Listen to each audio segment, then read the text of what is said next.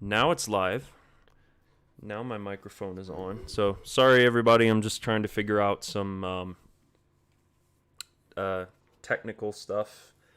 And also, I don't really know what we're going to be doing tonight. So thank you, everybody, for stopping by. We're just going to kind of make it up as we go along since it's been a while and it's already getting kind of late. I don't know if I'm really going to be playing anything, but I figured we'd just kind of take an opportunity just to kind of sit and talk for a bit.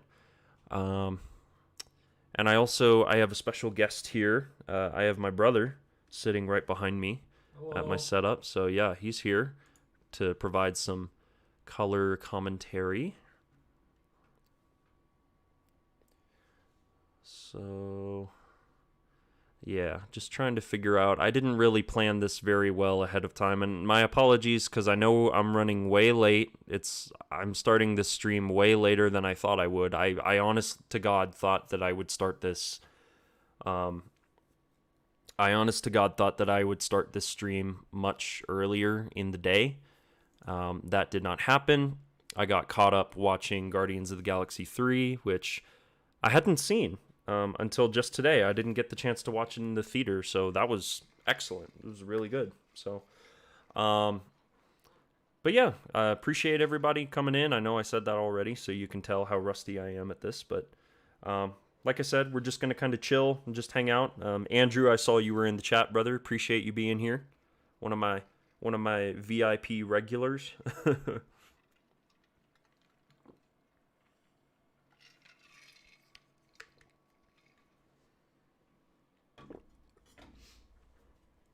It's fine. My insomnia ensured that I wouldn't miss this.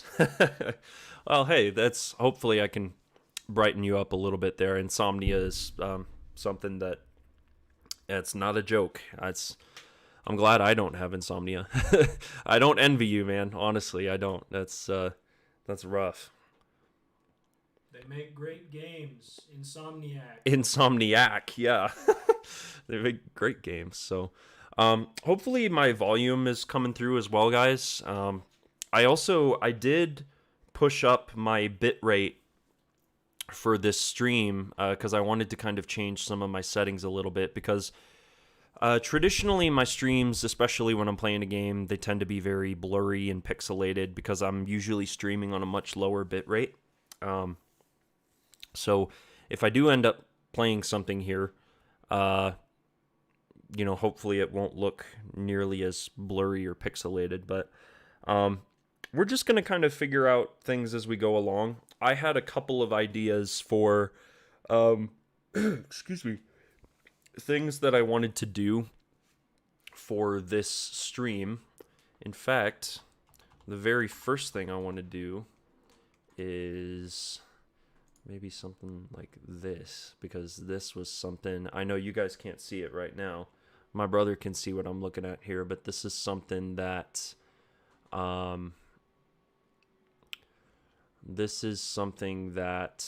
was, I believe, requested in my Discord server, which is to make a tier list of some of Arcane's games and their DLCs and whatnot. And I figured that'd be kind of a fun topic for...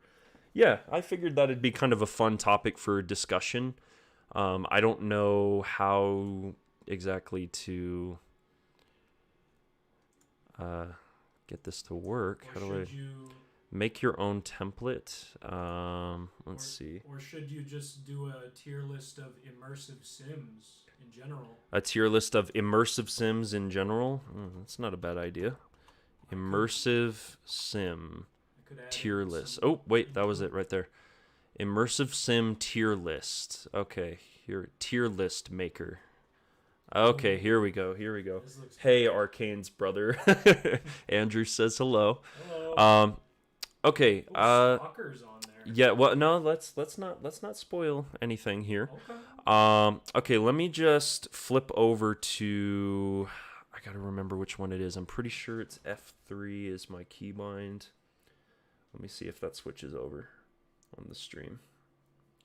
Maybe. Or is it F4? No, I think it's F4. Let's do F4. No? Not that one either? Nope. Okay, yeah, that's the one. Okay, wow, though, it's really... Is my... It's running pretty... That transition was pretty Choppy. pretty choppy. Yeah. Okay, but no, my mouse is moving just fine though. So okay. Well, for those of you who are just now joining us, first off, welcome to the stream. Appreciate everybody coming in.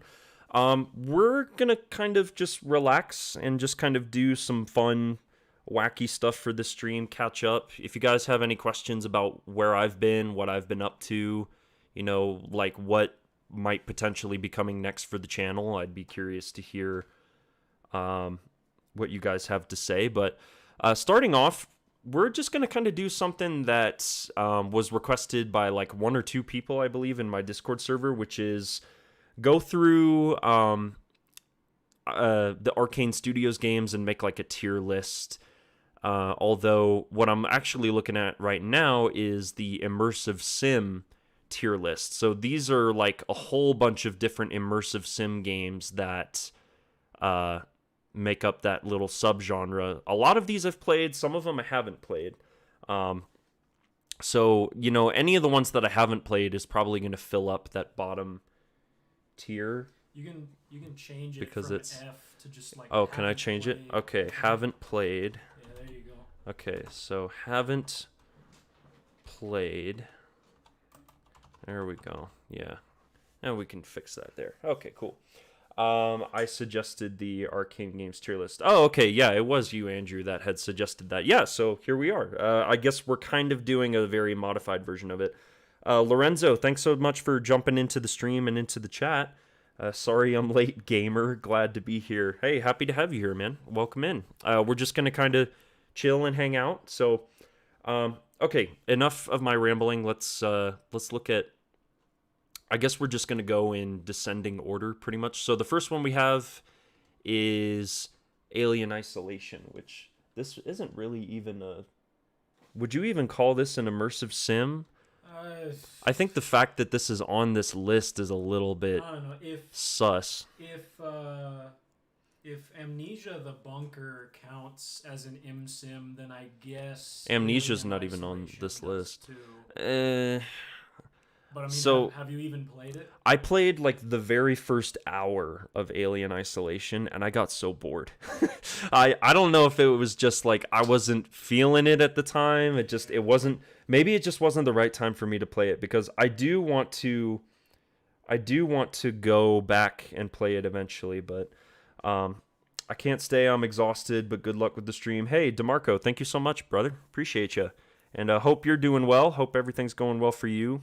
Been watching all of your videos recently, man. You're doing really good. So keep up the good work. And yeah, you have a good night. So hopefully you get some rest ahead of the week. But thanks for jumping in, man. Appreciate it. So Alien Isolation, I played like the first hour, but I didn't really jump into it. So I'm gonna just put it in the haven't played category. You don't want to get yourself crucified. No, I really don't. Although some of my takes here are of the games that I have played on this list, some of my takes might get a little bit saucy. So, okay, Arx Fatalis, the OG Arcane Studios game. Haven't played it. I feel ashamed to say that. I'll probably do a stream at some point where I play through the game in its entirety, just because I want to play all the Arcane games. Like I'd love to be able to play through Arx Fatalis and experience that. But yeah, I haven't played it, and so eventually I'm gonna get around to playing it. So, BioShock 2. I'd give it a B. B. Yeah, I think a B seems pretty fair. Anyone who's played BioShock 2, Yeah. The Minerva's Den and Protector Trials DLCs are really great. did you play those? I played all of them, yeah. Oh, did you get the BioShock collection? Yeah. You played that? Okay, gotcha. And also, for anyone who's curious who this voice behind me is, that's actually my brother. He's actually here with me tonight, just kind of backseating a little bit, just Hello. checking out how we're doing things. And also just kind of providing his input, because he, like myself, is a gamer. So, yeah. I'm third wheeling. Not even third wheeling. just second wheeling. You're just wheeling. Yeah, BioShock 2. Decent story, great gameplay. Like, I think the gameplay... Whoops, hit my microphone and my pop filter for a minute there. Gameplay in BioShock 2 is way better than the first game because you can dual wield plasmids and guns. You don't have to, like, do one or the other and switch. The Big Sisters are a nice... The Big Sisters are a more interesting fight. Yeah. Like a more interesting boss fight, so... Yeah. That'd be another one. Solid game. I played it pretty recently and got all the achievements. Oh, did you? I did, yeah. Nice. Okay, now BioShock 1. S tier. Absolutely. Without question, BioShock 1 is an S tier game. Masterpiece. Absolute masterpiece. Fantastic story, great gameplay. Gets a little bit towards the third act of the game, it starts to kind of drag a little bit, and like by that point the enemies are all kind of bullet sponges. Yeah, kind of. So it's a little off, but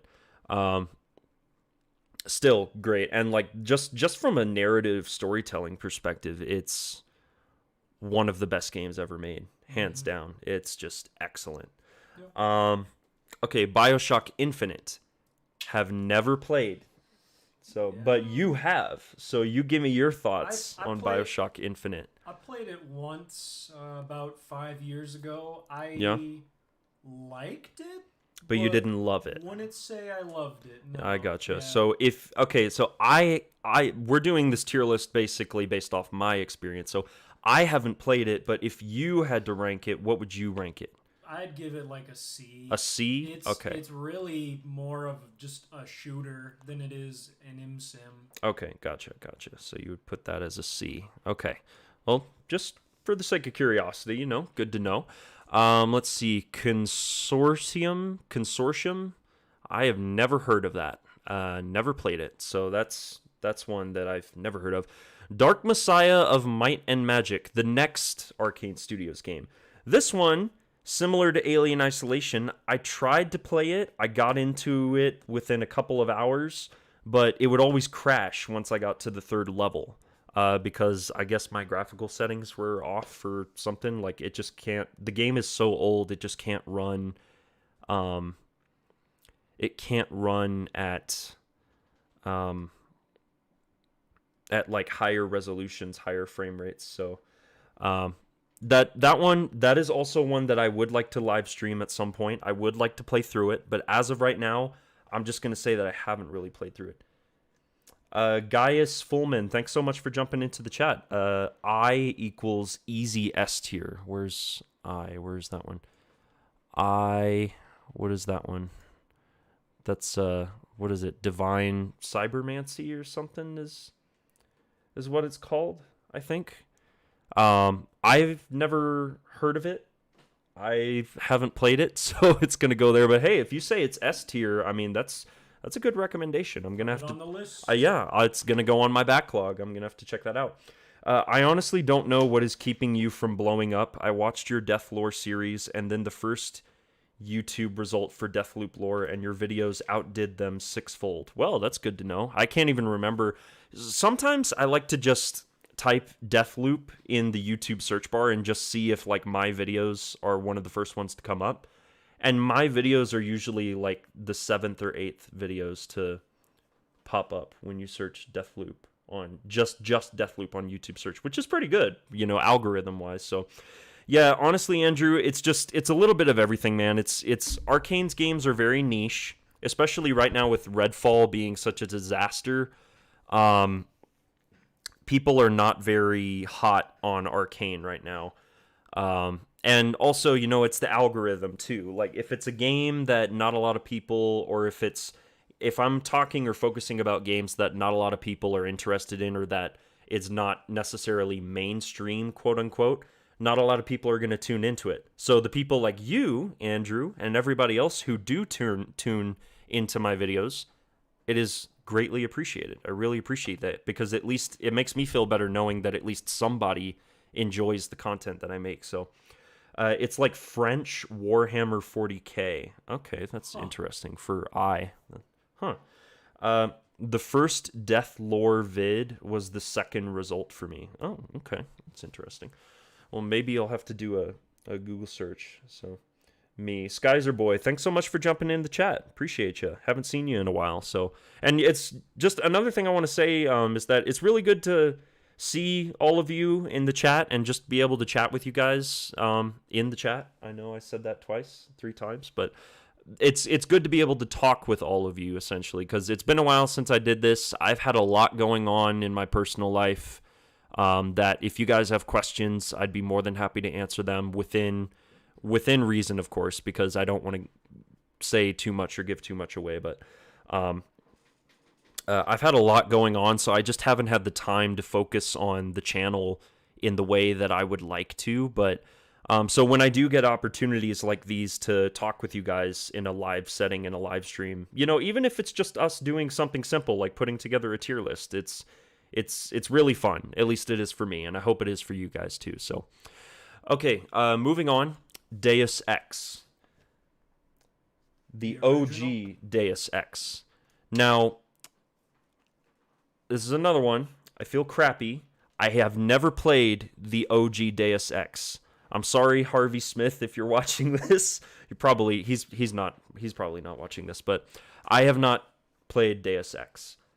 This is one that I need to play. At some point, I feel like this is required for someone who is into immersive sims. This is basically a requirement that you have to play this game. So I'm sure if I had played it, it would be probably an S tier or an A tier for sure. But for right now, it's one that I just haven't played, so it's going to go there. And that's going to be for a lot of this list. So, okay, next one. Deus Ex Human Revolution. Now, this one, I did play about halfway through, and I never finished it. So, I can't put it in I haven't played, because I've played enough of it that I feel like I could give it a grade. And I, just personally, would give it an A grade. I would give it an A grade. Just what I would play. You have actually... I've played it twice. You've completed it twice. Yes. You love it. Yes. You also love... I'm going to skip Invisible War. We're going to get back to that. You also love Mankind Divided, which is the next one here. But slightly less than Human Revolution, right? I only played Mankind Divided once, and that was... You only played it once? That was all the way back in 2016. Yeah, when it first launched. Yeah, so I'd give Mankind Divided either a B or a C. A B or a C? Wow. Yeah. A C? You would actually go that low?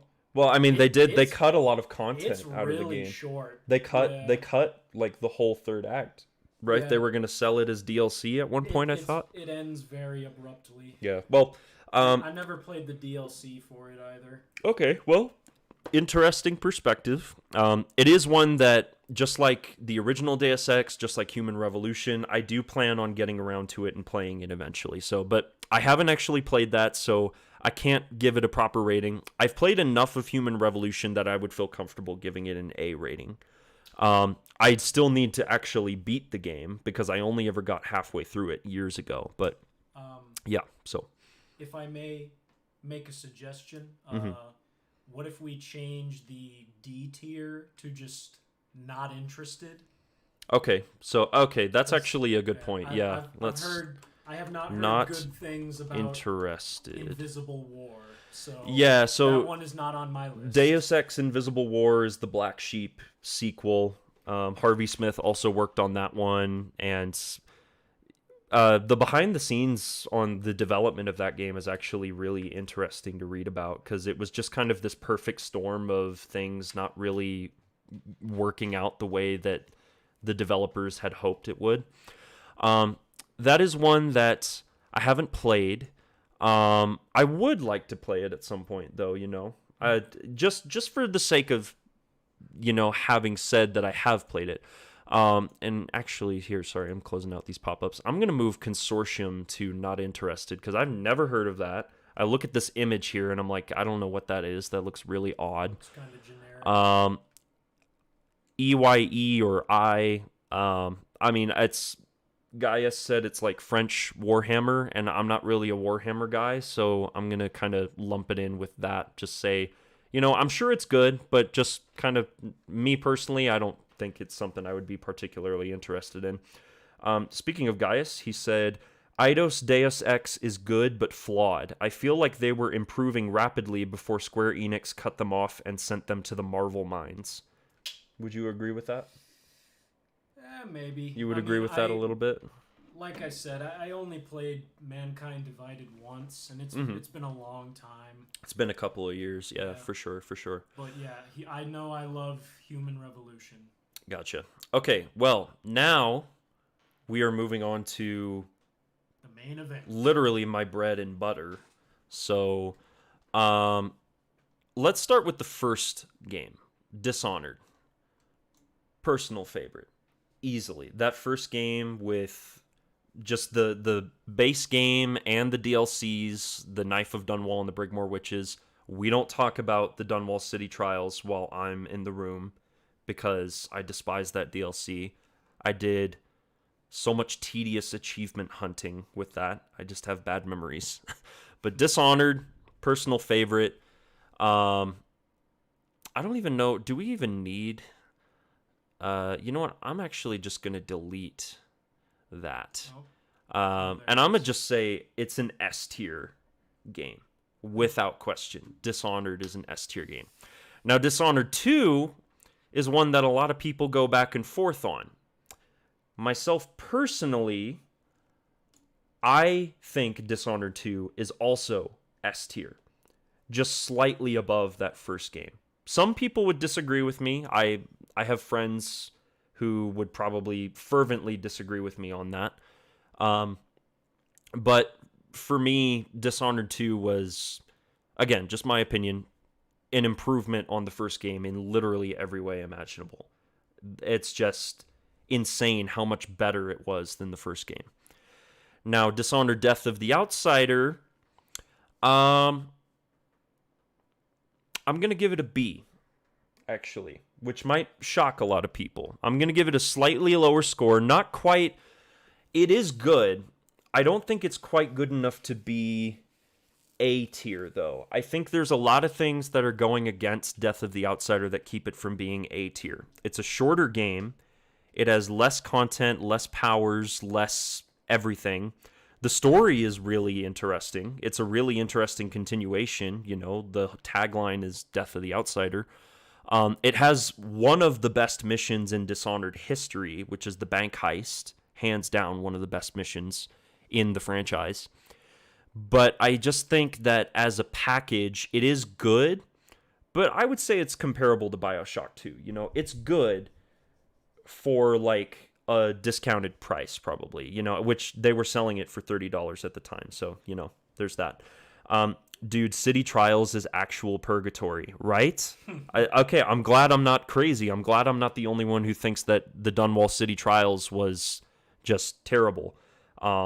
Who's your favorite, Corvo or The Outsider? Well, I do have a video about that, my top 5 favorite Dishonored characters, and yeah, Corvo ranks above The Outsider. The Outsider's cool, you know, he's an enigmatic, mysterious figure, but I guess I just like I just like Corvo, you know, he's the playable character, and in Dishonored 2, he was voiced by what's his name, Steven Russell, who voiced Garrett in the Thief games, which those we're gonna get to.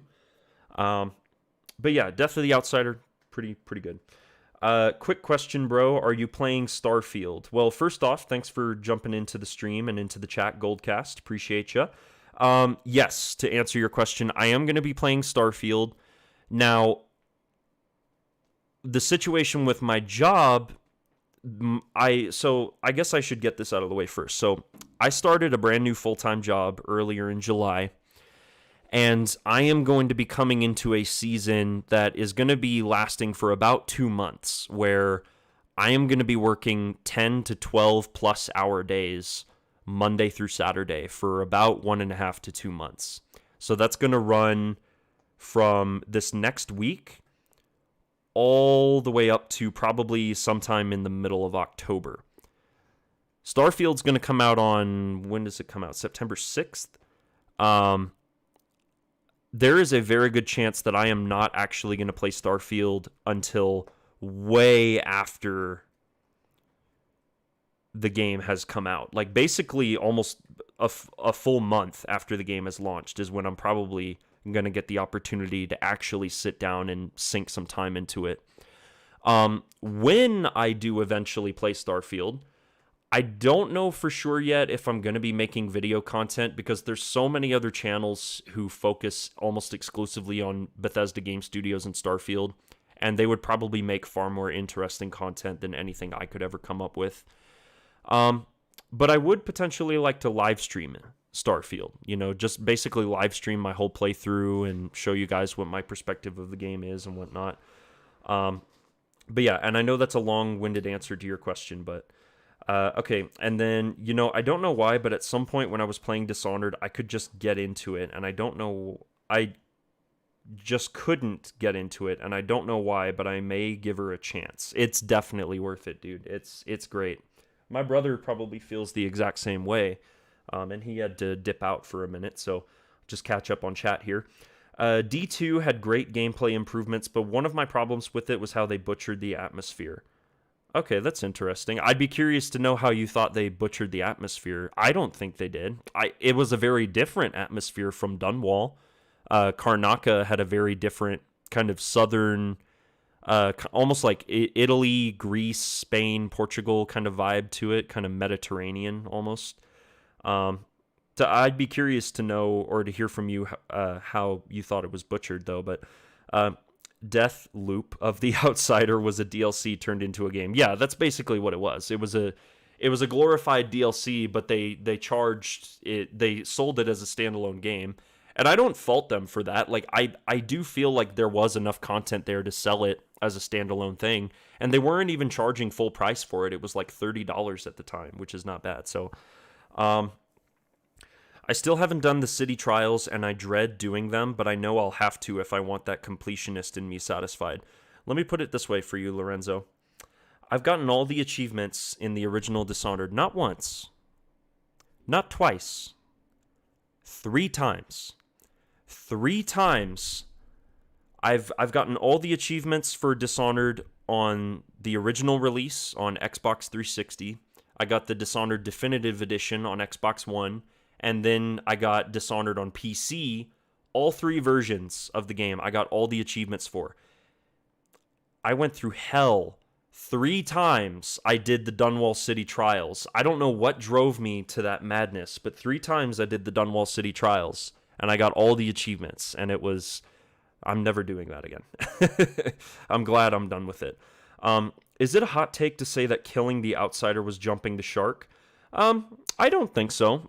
I think there is an argument to be made that maybe that might not have been the best idea story-wise, because now they've kind of pigeonholed themselves into... I guess they've kind of boxed themselves into a corner with what they can and cannot do story-wise, like on how to push the Dishonored universe forward.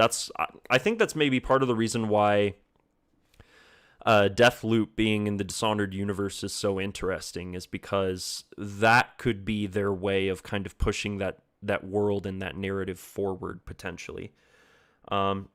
What do you get for beating the trials? A gallery of concept art. Yeah, basically concept art. You don't get much. You get street cred, achievement points, and concept art. That's pretty much it. The trials was hell to get through, but I think it was worth it. Well, I'm glad you thought it was worth it. Man, that was time that, man, I just, yeah. Anyway, I think Starfield comes out September 14th. Never mind. It's September 6th. So Starfield's going to come out. Everybody's going to be probably playing Starfield except for me. I'm going to be busting my balls working 10 to 12 hours, probably more than 12 hours every day, Monday through Saturday. I'm only going to ever get Sundays off for like the next 2 months. But the money's going to be really good. So, that'll be, hopefully that'll make it worth the time. But, that's also part of the reason why I'm doing this live stream, and I'm going to try and do maybe 1 or 2 more this week, is because I do want to kind of maximize the time that I spend getting to talk with you guys before shit hits the fan, metaphorically. But, yeah. I loved Dishonored 2. Definitely would prefer they make a third than Deathloop 2. And I'm in that same camp, Gold. I would much rather have a Dishonored 3 than a Deathloop sequel. Even if they do make a Deathloop sequel, it's not going to be called Deathloop 2. The whole point of the game is you're stuck in the loop. And by the end of the game, spoilers for those who haven't played it, you either break the loop or you stay in it.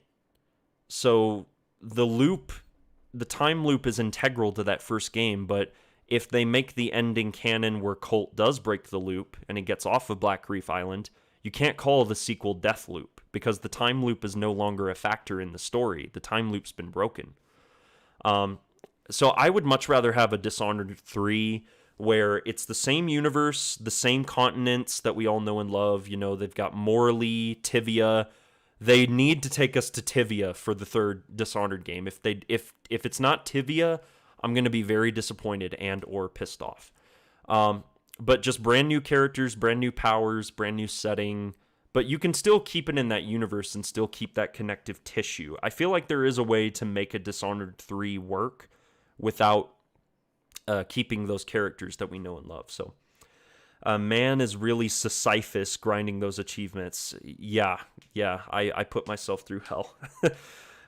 That's fair, and especially with Deathloop on top of that, it seems like it's a tough corner they're in, but I would say that the lore and story implications with Death of the Outsider are very interesting. Yeah, there's give and take. You know, I like the possibilities that Death of the Outsider has opened up, but at the same time, you know, other people can make an argument that it's closed a door. It's like, how are they going to continue from there? So, Colt is Corvo's son, confirmed. Huge drama. Yes, God, I hope not. Well, I said trying to get Game Pass. I'm trying to get Game Pass since it's on PC and Starfield is going to be on the Pass day one launch. Yeah, I don't actually have Game Pass. I canceled my Game Pass subscription a while ago for multiple reasons. One was because I'm kind of drifting away from the tier list. We're going to get back to the tier list here in a minute, guys. Trust me. One of the reasons I canceled Game Pass was because I just couldn't afford. I was paying for so many other bills at the time. I just couldn't afford to keep paying the monthly cost, as hard as that may be to believe. Reason number two, I never played any Game Pass games. I got so overwhelmed looking at that library of games to play, and a lot of them are games that I've already played. So I just wasn't that interested. Number three, I much rather prefer that the developers and the studios actually get my money directly. I don't want that to be going through Microsoft's channel. If I want to support Arcane Studios or Bethesda Game Studios or Machine Games or id Software, I will straight up buy their games. I'll buy Starfield. I'll buy Indiana Jones. I'll buy whatever id is working on. I'll buy whatever Arcane Leon is working on. And the reason why is because I would just prefer that my money go directly to them instead of, you know, they're only getting a certain portion from Game Pass. I don't know if that makes sense. I just feel like it's better for me ethically, I guess, to kind of give them my money for their product. I just prefer to buy and own my games. I think that's kind of what it boils down to. I don't like playing my games through a subscription service. I would much rather own the games that I play, if that makes sense. Whether they're physical copies, digital copies, whatever. I feel like a medieval post-apocalyptic game following the Outsider's loss of power would be cool for a Dishonored 3. And then Gaius agrees and says that sounds really cool. Yeah, you know, maybe if they try and do a more, like, if they give a third game a more post-apocalyptic flavor, that would be interesting.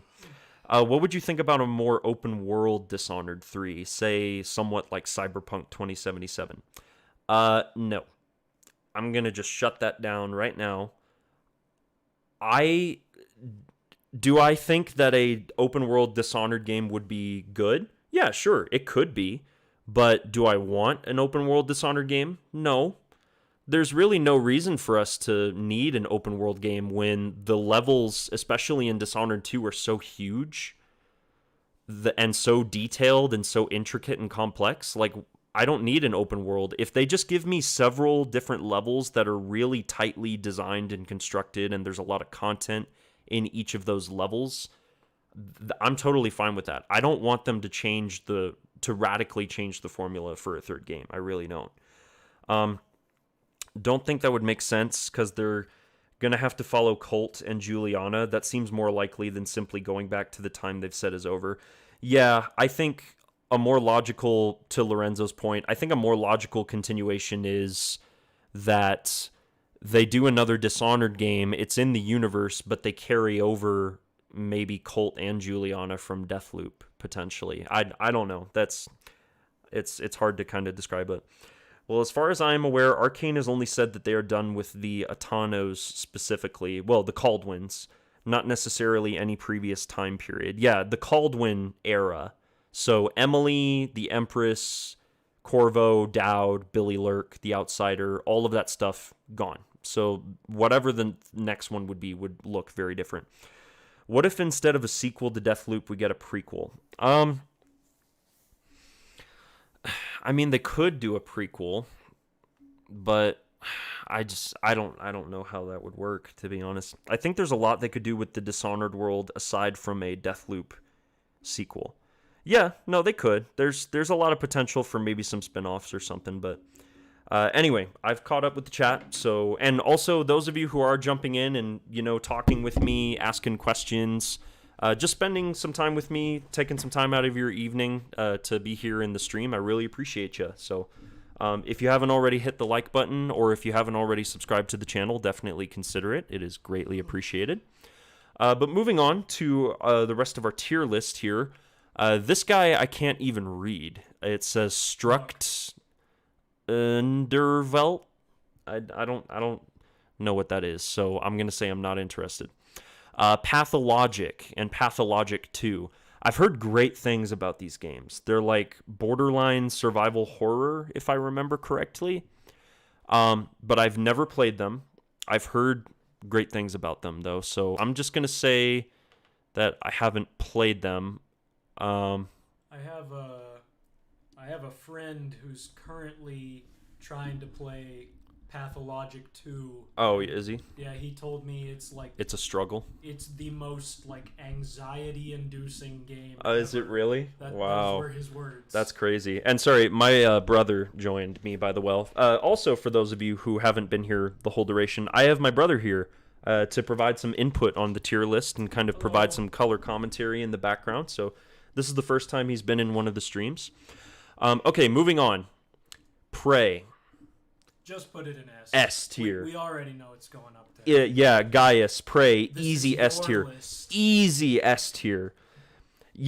Dishonored is my favorite Arcane game, but you could make the argument that Prey is actually Arcane's best game, hands down, because it is the most immersive simmy game that they've made. It is the deepest, most complex immersive sim that they have ever made, and they will probably never make another one like it. I'm sorry for those of you who really want a Prey 2. We're never going to get a Prey 2, guys. And even if we were to get a Prey 2, it would be, it would be so different, and it just wouldn't capture that same magic that first Prey did. But Prey, the 2017 reboot from Arcane, easy S tier, no question. I have a really hot take, if you would like to hear it.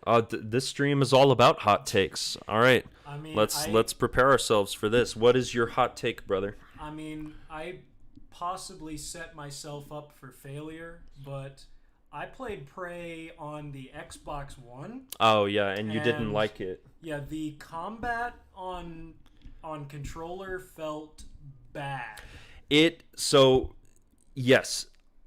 Anyone who hasn't played Prey and is interested in playing it, for the love of God, play the game on PC. It runs so well. It's such a well-optimized game. Virtually no issues with it. But the console versions on Xbox, and especially the PlayStation 4 version, atrociously optimized. 30 FPS, it's slow, it's clunky. gameplay and everything just feels so much smoother when you're playing it on a PC and a mouse and keyboard. It really is. Those of you who have played Prey on console, who are here in the stream, tell us in the chat what your experience was like, because I would be very curious to know if anybody's experience differed from the one that my brother had. Yeah, So, based on because my that basically experience- kind of killed your desire to play through the rest of the game, right? Based on my experience, I'd give the game a C. A C, yeah. And yeah, what if you play a poorly optimized port of a game like that, that's going to be the situation there. So, ouch, that take just burned me. Sorry. Let's see. Sorry, catch up on the chat here. Also, I believe in the voice actor for there will be or might be DLC for Deathloop. Yeah, Jason Kelly kind of teased that he's under NDA for something with Arcane, so who knows? No, not Dowd. He's my favorite character because he's Ace. Yeah, no, Dowd's bye-bye. Dowd is already gone. That's the one of the many issues I have with Death of the Outsiders. They killed off Dowd off screen. That was such a slap in the face to me, like in retrospect. I'm like, really? You're going to kill off one of your coolest characters off screen? You're not going to give him this heroic send-off? And I don't know. There's a lot of issues with Death of the Outsiders narrative. I don't have a lot of issues with it, but that one is certainly one issue that I do have with it. And sorry guys, my pop filter is kind of falling off my microphone stand here. I'm going to need to fix this stupid thing. And yeah, Prey, easy S tier. Because Black Reef Island is offshore of Tivia, so they could continue Dishonored lore while advancing the new characters, and we will learn what happened in the world right along with them. Right? Like, Black Reef Island is right off of Tivia, is pretty much confirmed lore-wise with Dishonored, so why not set the next game in Tivia, like actually in the mainland, because there's a whole different culture there that would set it apart from Karnaca and Dunwall from the first two games. But I wish they could have named it Psychoshock/Typhon instead of Prey to avoid the Prey 2006 fanboys. They were boxed into a corner, honestly. Like, Rafael Colantonio came out several months ago, actually, and said that he was basically forced to use the name Prey. He had no say in the matter. Like, Bethesda basically pushed that on him, and that was part of the reason why he was so pissed at Bethesda and why he left, and I honestly don't blame him. You know, I have played BioShock Infinite, but the two complaints I have is the story, because sometimes it gets confusing in the choices, because in the end, it doesn't even matter, but gameplay is good. That seems to be the consensus for Infinite. New Game Plus, I was melting the Nightmare in like 12 seconds with combat speed, maxed shotgun, and maxed combat mods. Yeah, and I did start a Nightmare playthrough. I still need to stream the rest of that. So, do you know I did play Prey, and the console version wasn't awful or clunky. It was very smooth. Okay, well, that's interesting. So somebody else had a different experience than you, brother. So that's interesting. Literally, the only flaw in Prey is how the pistol touches the crosshair. Can't unsee it once you see it. Yeah, the crosshair for the pistol and how offset that is always kind of throws me off. Hot take, didn't like Prey 2017 at all. However, I liked Rage 2 outside of Arcane. Now that is a hot take. Damn. That is a hot take, Gold. Rage 2 is it's one of the most okay-ish games I have ever played in my life. It is the definition of like a 6 or a 7 out of 10 game. Like, if you know what you're getting into with it, you're going to have a good time, but do not go into it with high expectations at all. And Heart, it's about time you got here. Death of the Outsider in B tier is blasphemy. Put it in A tier. I will not put it in A tier, all right? It's going in B tier. I gave my reasons earlier for why it's in B tier. And to be clear, I love Death of the Outsider. I think it's great. I think it's a great little spin-off standalone game, but there are many reasons why I put it in the B tier slot. And the B tier slot's not even bad. BioShock 2 is in there. BioShock 2 is a good game too, so I haven't played Rage, so I can't tell you how wrong you were in good faith. I've heard good things about it though. Rage 1, I could never get through it. It was so boring. My brother had the exact same problem. Rage 1 was a freaking snooze fest, which is just crazy when you think about the fact that it's coming from the grandfathers of the first-person shooter, id Software. Like, surely it would be an interesting, entertaining game. No, straight up boring. Yeah. Rage 2, not boring, but like gameplay is literally the only thing that Rage 2 had going for it. At least the shooting. The shooting and the first-person combat and the powers and the weapons and the guns. That's the only thing Rage 2 had going for it. Everything else is lacking in every department. BioShock 2 in B tier is also blasphemy. What foolishness has occurred within this stream while I haven't been here?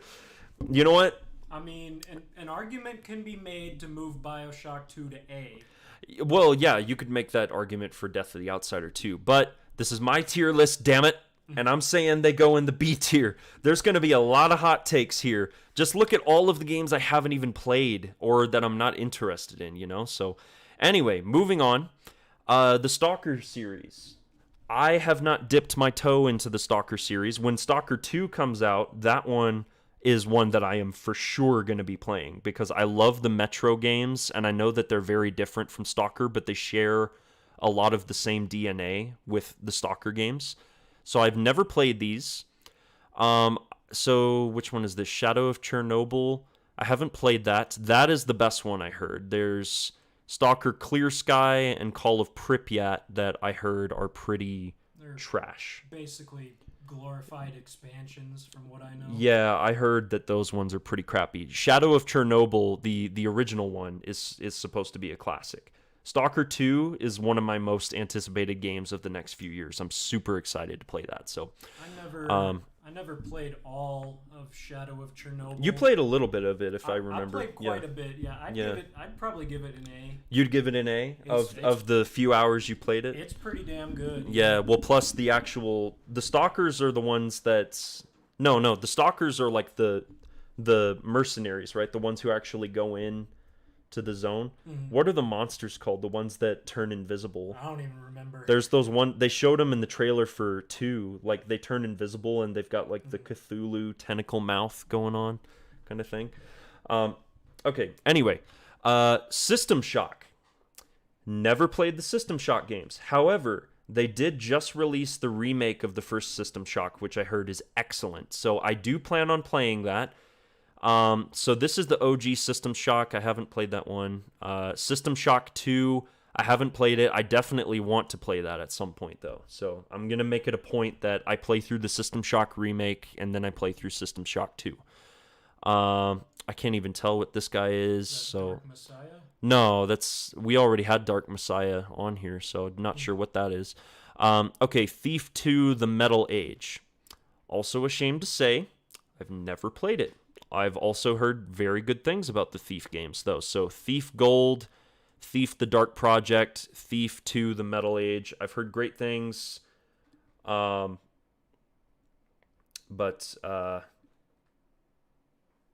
So Thief, the reboot, I barely played any of that, so I'm just going to say that I haven't really played it. Or, honestly, that I'm not even interested to play it because it's kind of trash. You played it. You would put it in the C tier? I thought it was okay. You would put Thief in the C tier? It didn't exactly hold my attention. The Thief reboot? I didn't play through it all the way, but... Yeah. I mean, I don't hate it. No, it's not terrible, but it's just so clearly inferior to those original Thief games. I think everybody would agree. Yeah. Gaius says, dude, Thief Gold A tier, Thief 2 S tier. Their sound design dunks on games coming out 30 years later. That's the one thing I always hear is that sound design in Thief is like really important for the stealth gameplay. So going back a ways, the name Rage is actually a subtle hint to the fact that it makes you rage when you play it. Well, I felt that way about the first game, that's for sure. So a lot hard, a lot too much, in fact. Honestly, BioShock 2 and B, it's understandable because, dude, to get 100 achievements, you have to complete 9 endings. Jesus. an unreasonable amount even. I don't expect a full series of videos on Starfield, but I'd at the very least expect one video. Yeah, that's going to be the next video that I make, is going to be a Starfield video, and maybe another one after the game comes out. But I want to plan on live streaming my Starfield playthrough is what I want to try to do, like I mentioned earlier. But Thief 4 belongs approximately 3 tiers below F tier. Easy F tier. Yeah, that sounds funny. Okay, and then what is this one here? I can't even... Metal Age? Something Metal Oh, Age. is that like an expansion? No, that's got to be something different. I don't know what that is. I'm not interested. Ultima Underworld, the Stygian Abyss, that was like the OG, the very first, what many people consider to be the original immersive sim was Ultima Underworld. I have never played it. I'm also really not interested in playing it because that game came out in, the 1990s? That game is so old at this point, and I'm sorry, I'm not going to put up with I'm not going to deal with like super outdated gameplay and graphics and mechanics. There is a fine line, I feel, to walk. Underworld 2, never played it, also not particularly interested. Ultima is just a series that has never really interested me, to be honest. And then Underworld Ascendant, I heard that's really bad. That was like a modern spiritual successor to Ultima Underworld. I heard it was not great. Thief Deadly Shadows, I haven't played that one. Okay, so we got 2 left. Vampire the Masquerade Bloodlines. I have heard good things. It has vampires, and vampires are pretty cool. But I just find that that's another one that I'm really not that interested in. Really? So, yeah, I don't... It's not one... And I like vampires. That's one of the ones that gets talked about like all the time. It's talked about a lot, yeah, Vampire the Masquerade. But it's just not one that I've been very interested in, to be honest. Now, this other one here is much more recent, still in early access, but it's called Gloomwood, and this is basically a spiritual successor to Thief, and it's from a indie developer. And apparently it's supposed to be really good. Yeah, Gaius said Gloomwood is A tier. Hardly any content yet, but what's there is good. Resident Evil meets Thief meets a little bit of Dishonored. So, yeah, I've heard it's good. I haven't played it. But that is one that I think maybe once it gets out of early access is when I would feel more comfortable checking that out. As far as the games that I've actually ranked that I have played, it's a very short list. So clearly, I have a lot of homework that I need to do with the immersive sim genre still. But yeah, let me see here. Thief 4 belongs 3 tiers below F tier. Thinking of it gives me Nom flashbacks. I would 100% watch a Thief Gold playthrough. It's very fun if you can get it working. Nice. Never even played Thief. Always seemed interesting, though. Seen it everywhere. Yeah, well, Thief is one of... Thief and Deus Ex and System Shock were like... That's like the holy trinity of the original immersive sims. I have a question. Who is the next character for Deathlore? I cannot answer that because that would be a spoiler, and I would prefer to keep that classified until the video actually comes out. I already know who I'm going to make the next Deathlore video on. Let me just say that. I already know who it's going to be about. You are not going to know until the video actually goes live. So that way you guys have something to look forward to. And it's not going to be... Gosh, how long has it been since I posted the last... I've got my channel up here, actually. So how long has it been since I posted that last Deathlore video? 5 months? And it's been a year since... There was like 1 year in between episode 4 and episode 5. So, like... It's not going to be that long. I'm going to do my absolute best to make sure that the wait for the next Deathlore video is not agonizingly long. And also because I do want to just kind of finish up that series already. Deathloop's been out for a while. I still need to finish that. I still need to make a video about the Golden Loop ending because I have deliberately kept myself from seeing it so I can experience it for myself.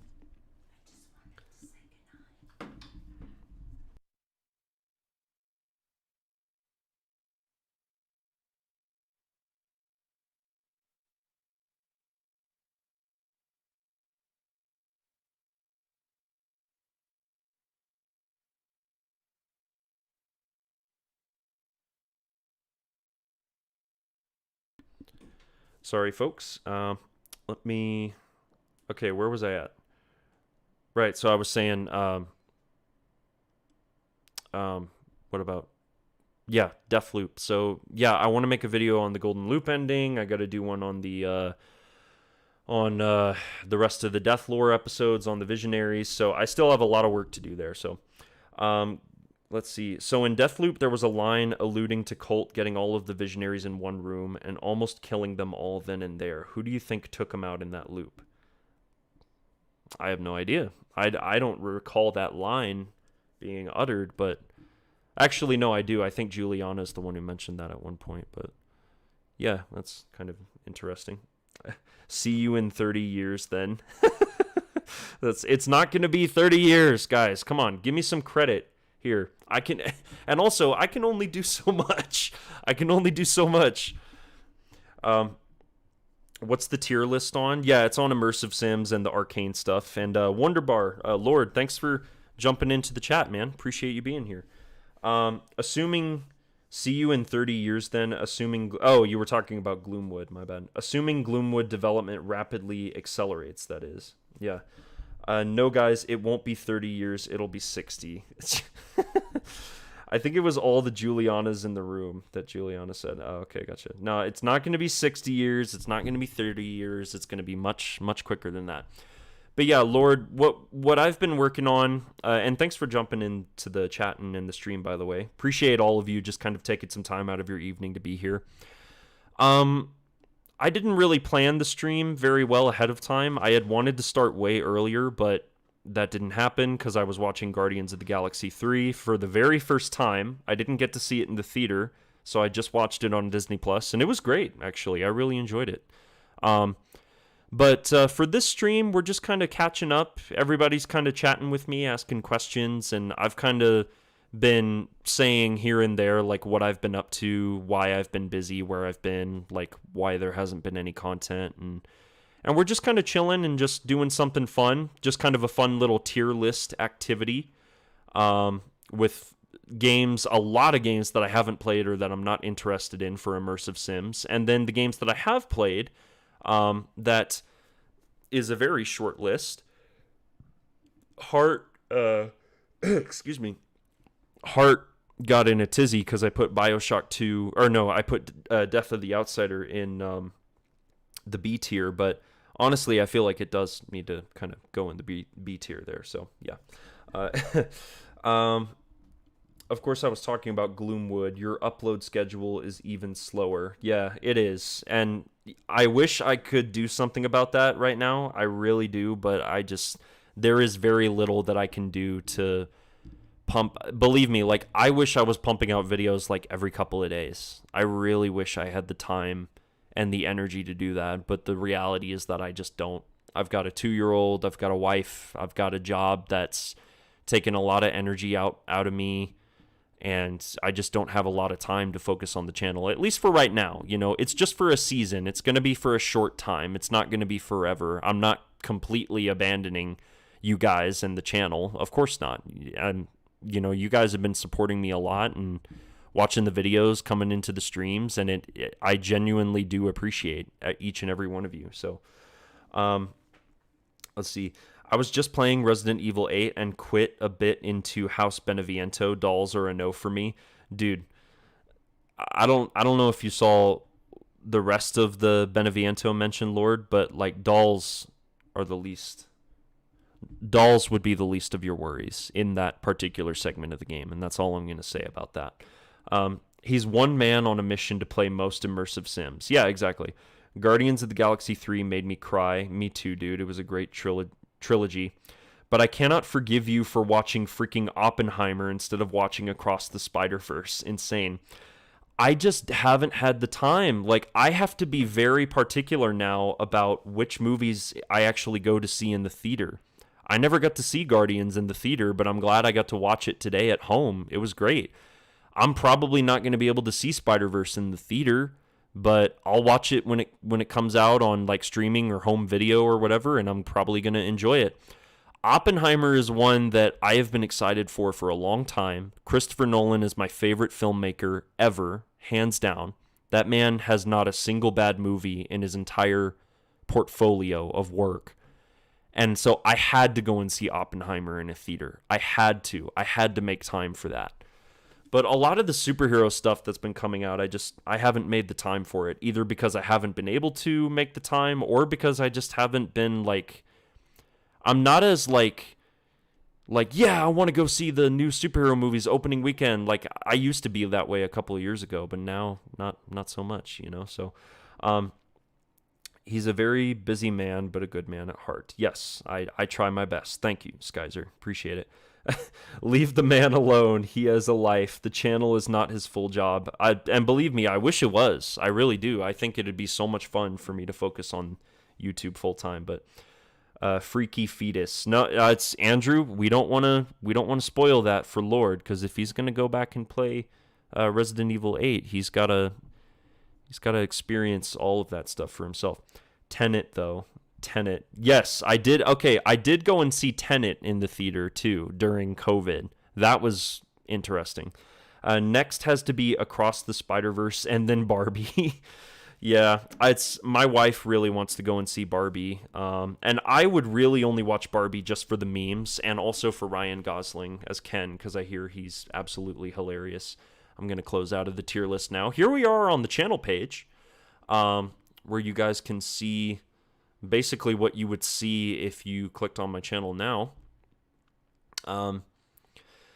Another thing that was suggested to me, I think in a previous live stream that I've been thinking about for a long time that I really wanted to do was go back into the time machine and watch some of my really, really, really old videos with you guys, so that we can all collectively cringe at me trying to write a good script and discover my voice and like how to sound proper in a video.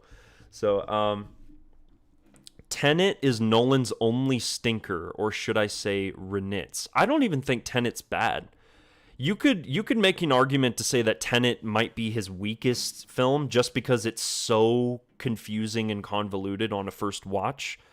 But Nolan's films, I fervently believe that Nolan's movies, all of his movies benefit upon rewatch. You can watch those movies infinitely and you're always going to get something new out of it every time. At least I think so. Do you know about the tale of Hitchbot? I don't know what that means. I'm confused. Not even for the memes. Barbie is worth seeing for itself alone. Hadn't cried so much during a movie in a while. Cried, or like emotional cried, or cried laughing cried?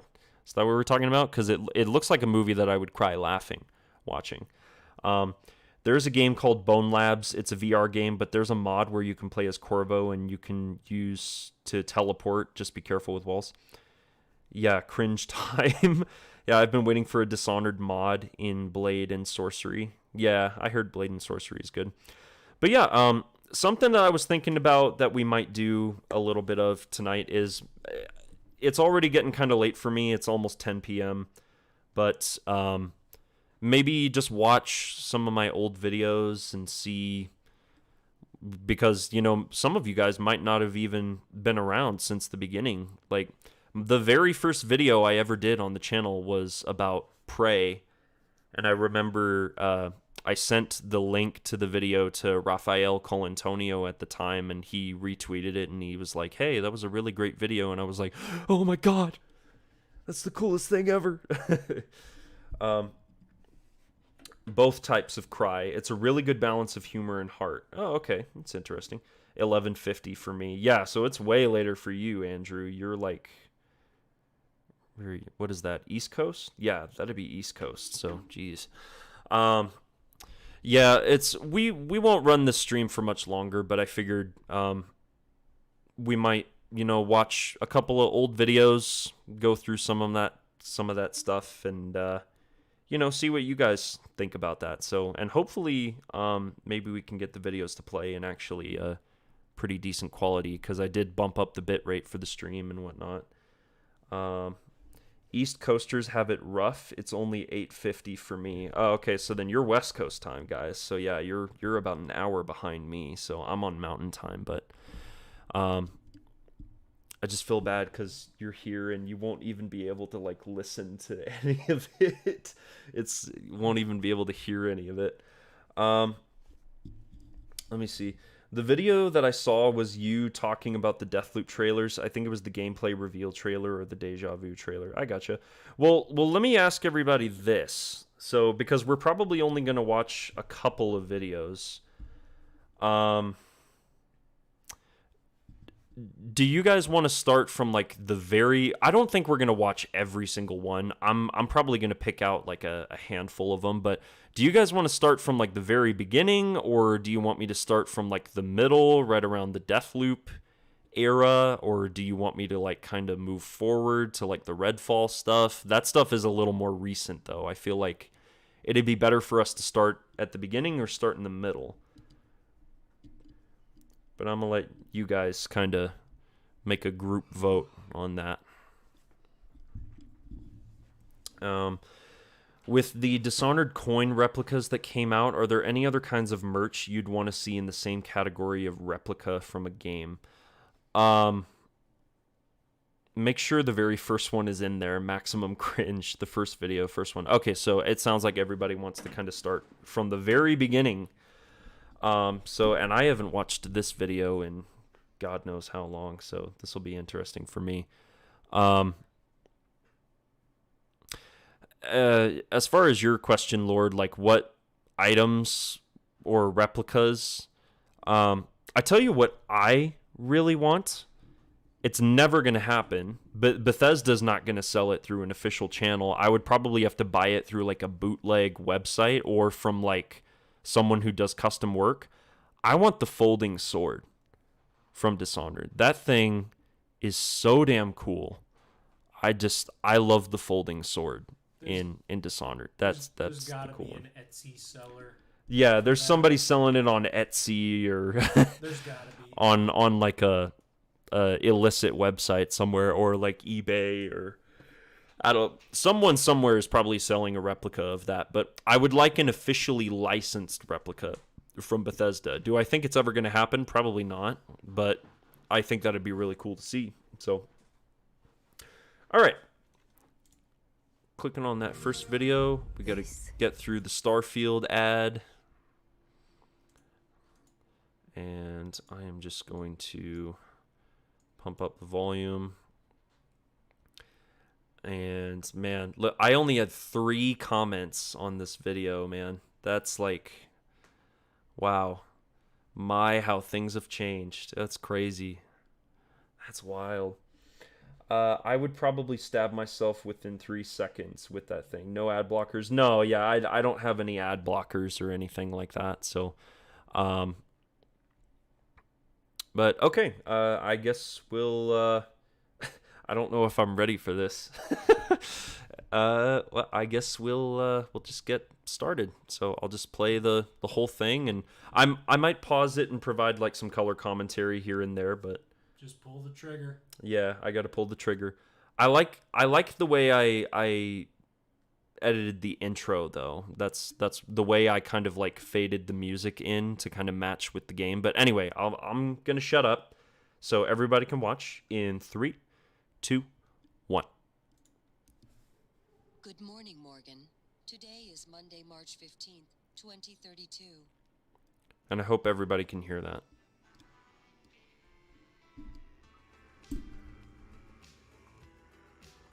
Right? Prey is a game that I initially was not extremely excited for, as hard as that may be to believe. My channel is, after all, founded on my love of Arcane Studios and the games they have created under the Bethesda umbrella. As a huge fan of the Dishonored series, I became acquainted with immersive non-linear gameplay and story, both things which Dishonored and Dishonored 2 do very well. Prey is on a different level, however. A perfect blend of the best that science fiction, horror, and action have to offer in a video game. It's one of the best games released this year, and it is slowly becoming one of my favorite games of all time. And this is why.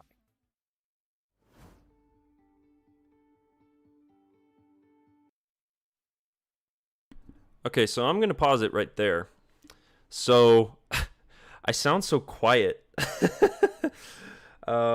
Yeah, more volume sounds a little too low. Okay, yeah, so then I'm going to need to probably turn up the desktop volume. My voice sounds so quiet in that. That's crazy. Okay, let me make sure I'm hitting the right hotkey. I'm pretty sure it's this one right there, right? Just make sure. That's going to switch the scene, right? Yeah, there we go. Okay, cool. Okay, let me see. Desktop audio. Well, I suppose it's going to kind of show a little bit of all of it. So, or is this for everything, actually? Okay, well, let me turn it up a little bit. Okay, I'm turning it way up. So now you guys will probably need to tell me if it's too loud or not. So, okay, I'm actually going to start from the beginning so that way we can retest the volume settings here. Good morning, Morgan. Today is Monday, March 15th, 2032. Does that sound a little better? I'll wait till my voice comes in. So. Prey is a game that I initially was not extremely excited for, as hard as that may be to believe. My channel is, after all, founded on my love of Arcane Studios and the games they have created under the Bethesda umbrella. As a huge fan of the Dishonored series, I became acquainted with immersive non-linear gameplay and story, both things which Dishonored and Dishonored 2 do very well. Prey is on a different level, however.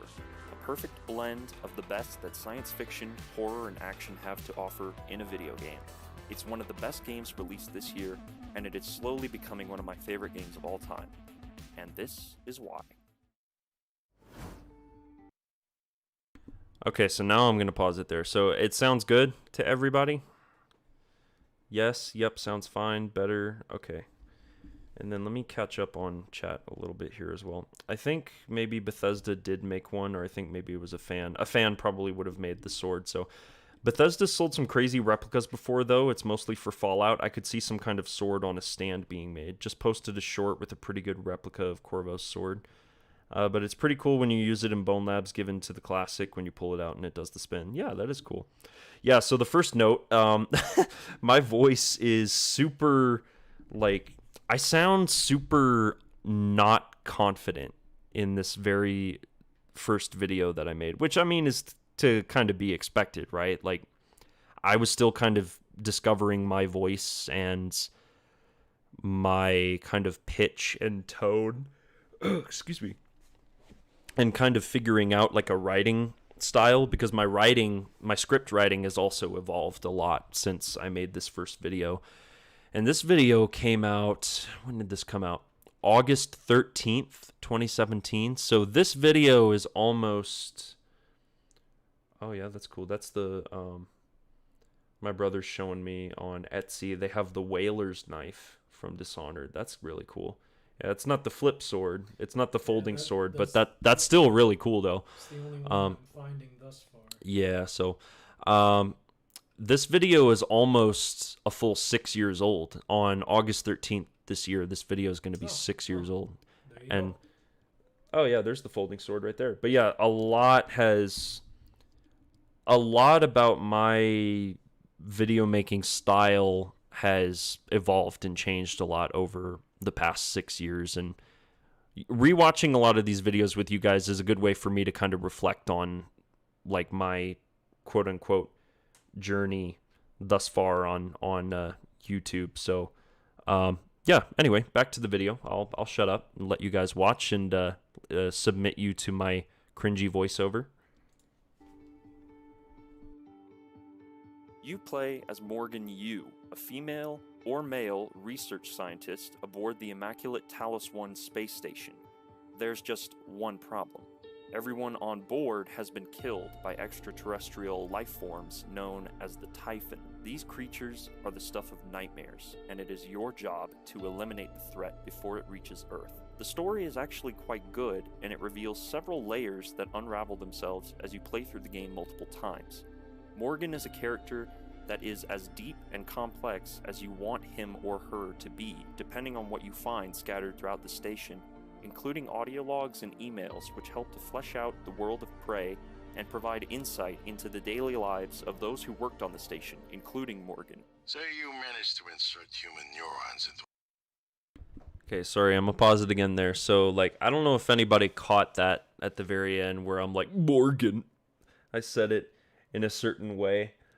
Because back then, like, when I was doing my first couple of videos, I would just read all of my sentences in one long take. So by the end of it, I'm like having to take a deep breath because I've spoken for like 5 minutes nonstop. Nowadays, I do it very differently. I read a sentence, I take a breath, I read a sentence, I take a breath, I read a sentence, I take a breath. And those breaths that I take in between my sentences, you guys never hear those in the video. I just always cut those out, which is part of the reason why maybe when you watch my videos, sometimes I watch my own videos and I feel like my intonation, my tone, like how fast, I feel like I talk very fast paced in my videos. And it's because I cut out all of the like noises when I'm recording my script. So kind of just a funny little behind the scenes tidbit there.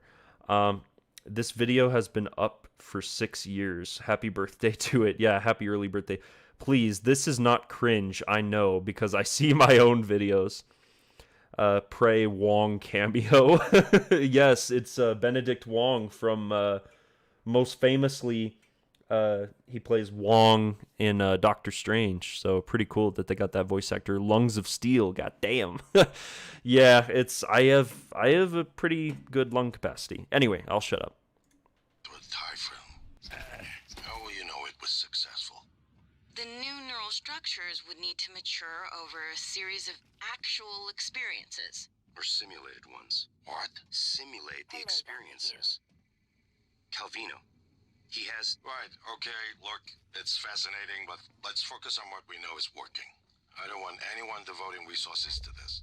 I can't say I've ever played a game where the main character's complexities are really defined by the player's actions and ideals, and for that, Prey and its story get major bonus points.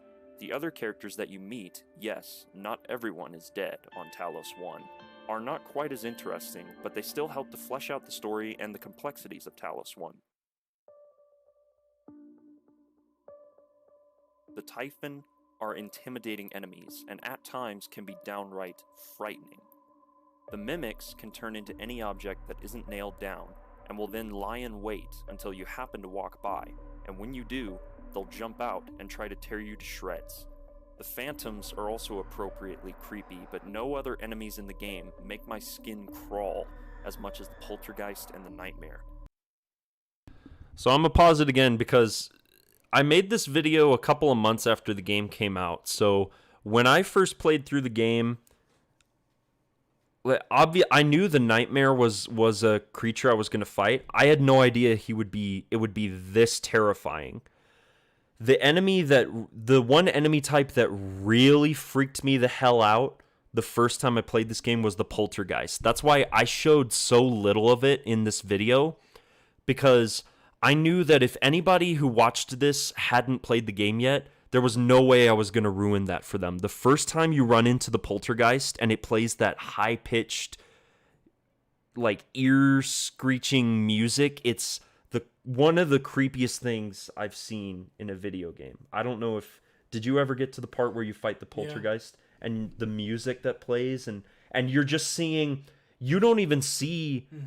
you just see random objects flying around the room, and you hear something moving around, but you can't see it. Yeah. You don't know where it is. That part was cool. That was hella creepy. And that's why I tried to show as little of the poltergeist in this video as possible, and the nightmare, because I knew that I wouldn't want my experience to be spoiled playing this game for the first time and knowing what those enemies were and what to expect. So why would I spoil that for somebody else, was kind of my thought process. But yeah, anyway. I'm only showing snippets in this video, but play the game for yourself, and then you'll see why my heart drops every time I hear those sound cues.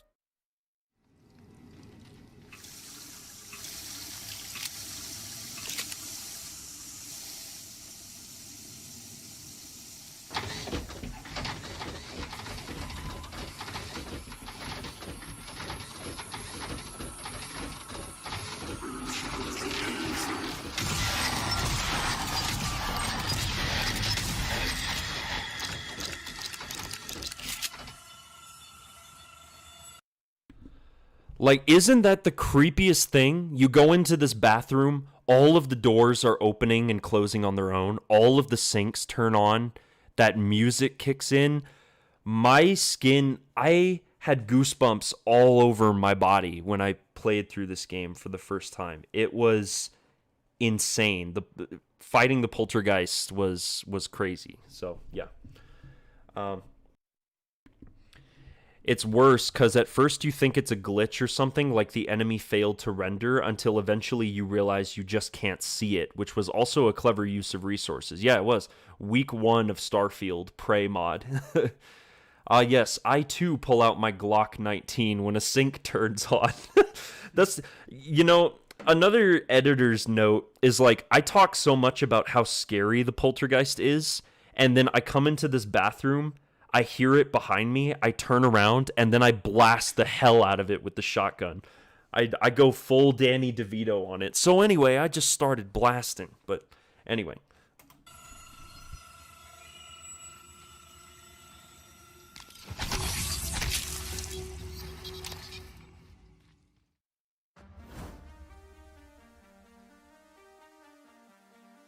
Prey's gameplay is probably the best part about the game in conjunction with the level design. We'll get to that later. Using a wide variety of weapons and abilities, including the same powers used by the Typhon themselves, you fight and explore aboard Talos 1. More so than combat, however, this game is much more about exploration and looking through every nook and cranny on Talos 1. You're constantly rewarded with small story details that expand the world and the narrative in subtle ways. You'll also find caches of loot and crafting materials which can be recycled into raw components that are then used to create weapons, ammo, or even neuromods, the items that allow you to learn new abilities. There are some standard upgrades you can pour skill points into, like hacking, more health and stamina, and more damage with conventional firearms. However, the alien powers are what really make the gameplay shine. Abilities such as Kinetic Blast have more practical applications in combat, but others like Remote Manipulation and Morph feed into exploration in interesting ways. If you're unable to reach a computer, you can use Remote Manipulation to hack into it from a fair distance away, and Morph allows you to mimic an object and then play with the physics of said object to reach otherwise inaccessible areas. This gameplay loop of using weapons and abilities to explore the station is at the heart of Prey, but none of it would mean anything. That part was super cool, where you have the people who are stuck in the cargo bay, and there's this whole room that's swarming with Typhon on the other side. And so I set up turrets. This was, I think, my first playthrough. Yeah, it was my first playthrough. I set up turrets outside the door because I knew I was going to open it and they were going to come pouring in. But then I was like, well, wait, I have the mimic power. Why don't I just mimic a turret, and then I can do some of that shooting too? And that's exactly what I did here. And as you can see, If Talos 1 itself we just was not mowed through the Typhon that came through that door. It was crazy. You can become a turret. That's awesome. Yes, isn't that so cool? Like, and that's one of those things that, like, before you even start playing the game, you ask yourself, okay, so I can mimic any object in the world. Can I mimic this object? And the answer is almost always yes. So yes, you can become a turret and you can shoot just like a turret does, and it's the coolest thing. So, Yeah, I might give Prey another chance. Definitely give it another chance. If by the end of this video I haven't convinced you, that's fine. It's a 6-year-old video. It's okay. So now that there's been a good amount of time since release, who's your favorite character in Redfall? Oh, geez. I haven't even played as all 4 characters. It's been a good amount of time since the game came out, but I still don't think I can answer that because I haven't even played as all 4 characters yet. The characters I've put the most amount of time into are Jacob and Layla. And Jacob, I love, obviously. He's got a cool, stealthier kind of play style, and he was the first character I chose for my solo playthrough. But I need to put way more time into it before I would feel comfortable actually picking like who my favorite character would be. So anyway, sorry, what were you going to say? I was just going to say my coolest memory playing Prey was mimicking a coffee cup and just using that to like slip through a little like mail slot or something to get into a room. That's like, you have those tiny little avenues of freedom. Arcane just gives you these tools. They give you weapons, they give you abilities, but they don't tell you you can only use them in this one specific way. Mm-hmm. They are so multi-utilitarian. All of their games are designed that way, and Prey especially. That's all why. Of them except Redfall. Yeah, all of them except Redfall, which that's a whole other can of worms we're not going to get into right now. But anyway.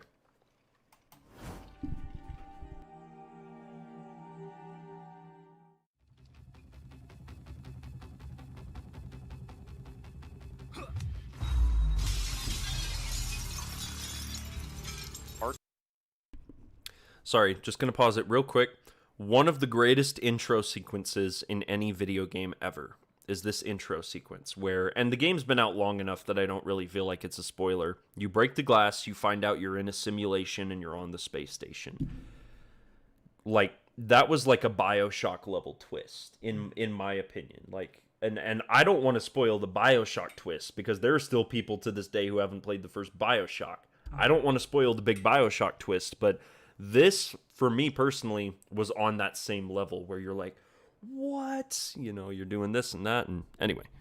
Arcane Studios once again proved with Prey that they are the undisputed champions of video game level design. Every area in Talos 1 is open for you to explore, and each section of the station contains multiple pathways to your objectives. Use a series of pipes to sneak past your enemies, find a maintenance hatch to reach a secret area. The freedom of choice to go where you want and when you want is liberating, to say the least. Of course, if you've played Arcane Studios' previous games, you know that this is a core tenet of their approach to game design. Prey is no different, but the open nature of Talos 1 and allowing the player to go anywhere aboard the station, as long as they have a means of doing so, is exhilarating. Don't even get me started on the exterior of Talos 1. Yes, you can travel outside the station in a zero-G environment, and these moments are chilling and tranquil all at once, as you float past loose debris and lifeless corpses.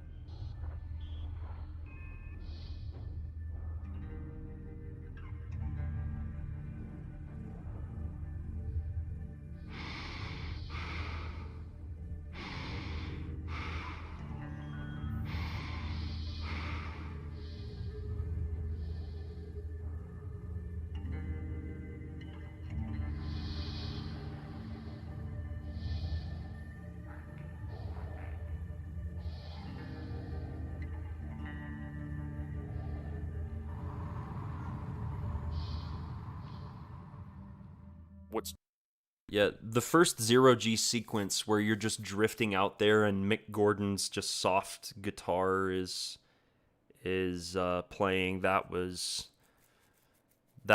a very chilling moment because you're literally just floating out in open space. Like, anything could happen. It's the creepiest, it's the most unsettling feeling to be, even though you're like right next to the space station, the further away you float from it, like, the more unsettling it gets. It's just crazy. Redfall 2. Yeah, that's no, too soon, Lord. Come on. I have already played BioShock. I'm actually playing BioShock 1 right now, so thanks. You are very welcome, Gaius. if anybody is going to be here to ruin the twist, it's not going to be me. It's going to come from somebody else. There's no way I would ruin that twist in BioShock for anyone. It's so good. Yeah, it's gonna come from someone else, like me. Like me.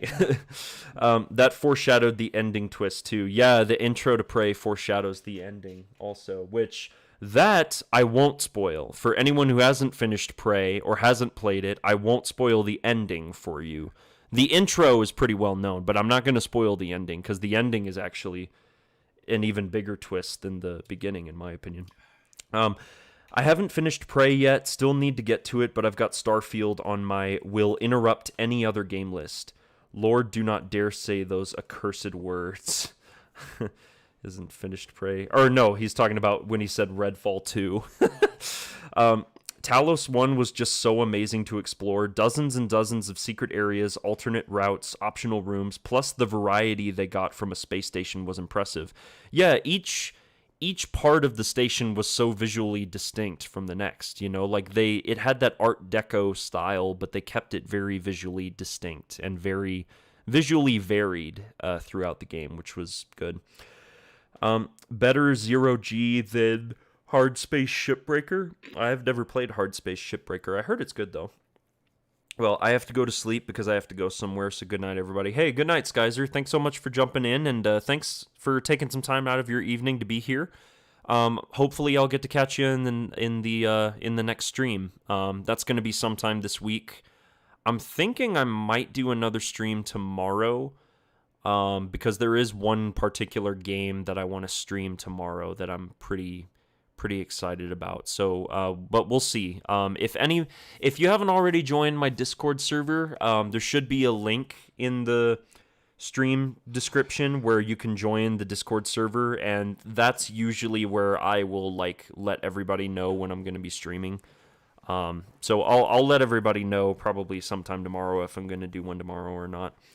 That first spacewalk in Prey was mind-blowing, especially since at that point you're not used to the new controls. Yeah, it was cool. What would they even call Redfall 2? The reawakening of the Morb?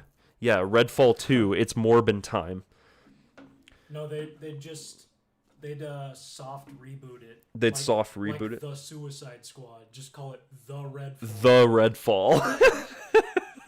That's good. ISTG, I'll lose it if tomorrow's stream is something like Pizza Tower. No, okay, so it's definitely not Pizza Tower. I wish it was. Yeah, do you? I heard Pizza Tower was Pizza actually... Tower looks great. I heard it's really good, actually, so I might have to play that at some point, but no, it's not going to be Pizza Tower. I don't want to say exactly what the game's going to be. I might actually end up playing 2 games on the next stream. We'll see. Do it. But, and then what did guys say? Redfall spoken, more bloop. Yes, it's Redfall spoken. Yeah. Pizza Tower 1 and 2. Is there a Pizza Tower 2? Or is that the recent one? Just came out this year. Yeah, is there a Pizza Tower 2? Deep Rock Galactic? No, it's not Deep Rock Galactic. You guys are not going to be able to guess what it is. I'll only give you one small hint. It is a survival horror game. You already know which one it is. I don't want you to say it's the one I mentioned to you earlier. We don't want to talk about that. I'm trying to think of the name. I'm drawing a blank. No, you know the name. Oh, is it?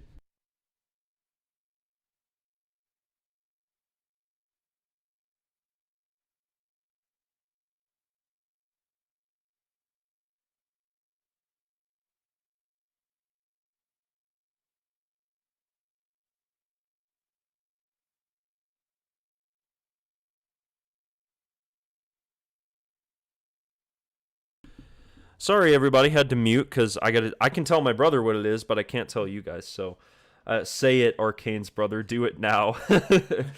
I can confirm it is not Pizza Tower. It's not. Is it the highly anticipated Weird West stream? It is not, Ooh. sadly. That is another game though that I do want to stream. I feel terrible that I haven't played it yet because Raph Colantonio and a lot of former Arcane people made that, and I heard it's great. It's not that. I thought I heard it's all connected. It's not all connected. We're not going there.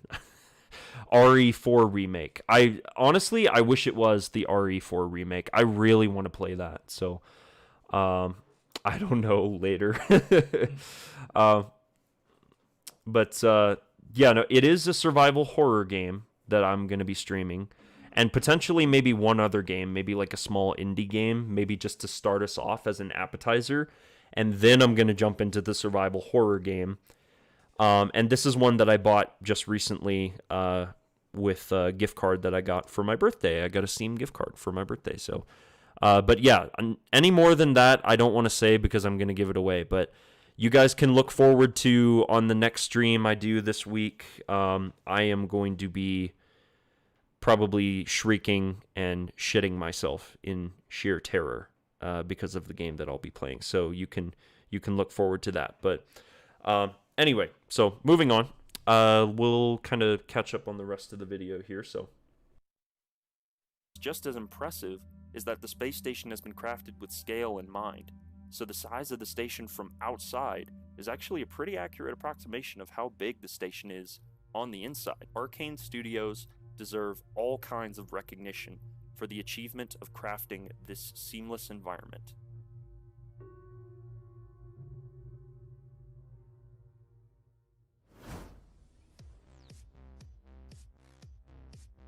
Running on the CryEngine, this game is very nice to look at, especially if you're running it on a PC, which is the best possible way to experience this game, in my opinion. One of the things I haven't mentioned yet is the art design, which goes for a retro-futuristic Art Deco style that manages to capture the familiarity of BioShock, but also manages to do it differently enough that it feels entirely unique to Prey. There's a lot of gold on just about everything, and I even think one of the patterns you can find on the walls looks suspiciously familiar.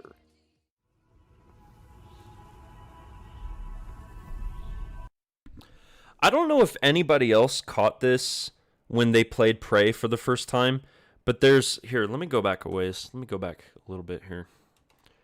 Okay, there's this wall pattern that you find that is, I'm sorry, but does this not look like the Void in Dishonored 2 to anybody else? So, like, take a good long look at that, just for a couple of seconds. I'll keep it paused. Take a good long look. And now I'm going to skip forward. Suspiciously familiar.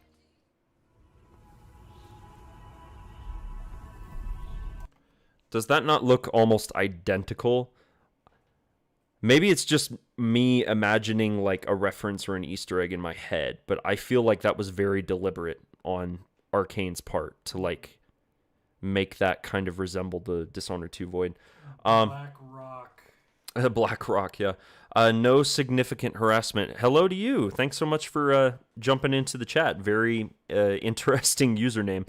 Recently found your channel from your Deathloop stuff because I just replayed it. Oh, well, welcome in. You're in the right place if you're here for Deathloop or just Arcane stuff in general. So, Amnesia the Bunker?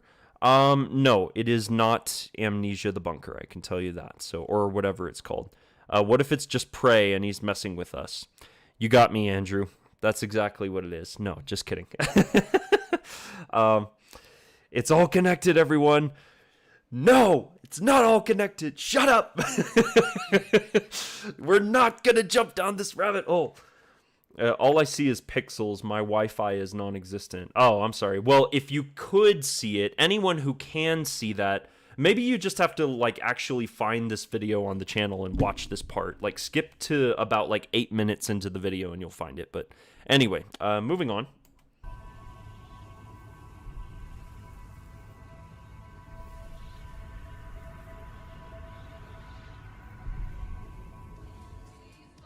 However, not every section of the ship has a clean look to it, which allows each section of Talos 1 to feel unique and avoids the issue of repeating the same environment over and over again, even despite the fact that backtracking is part of the gameplay experience.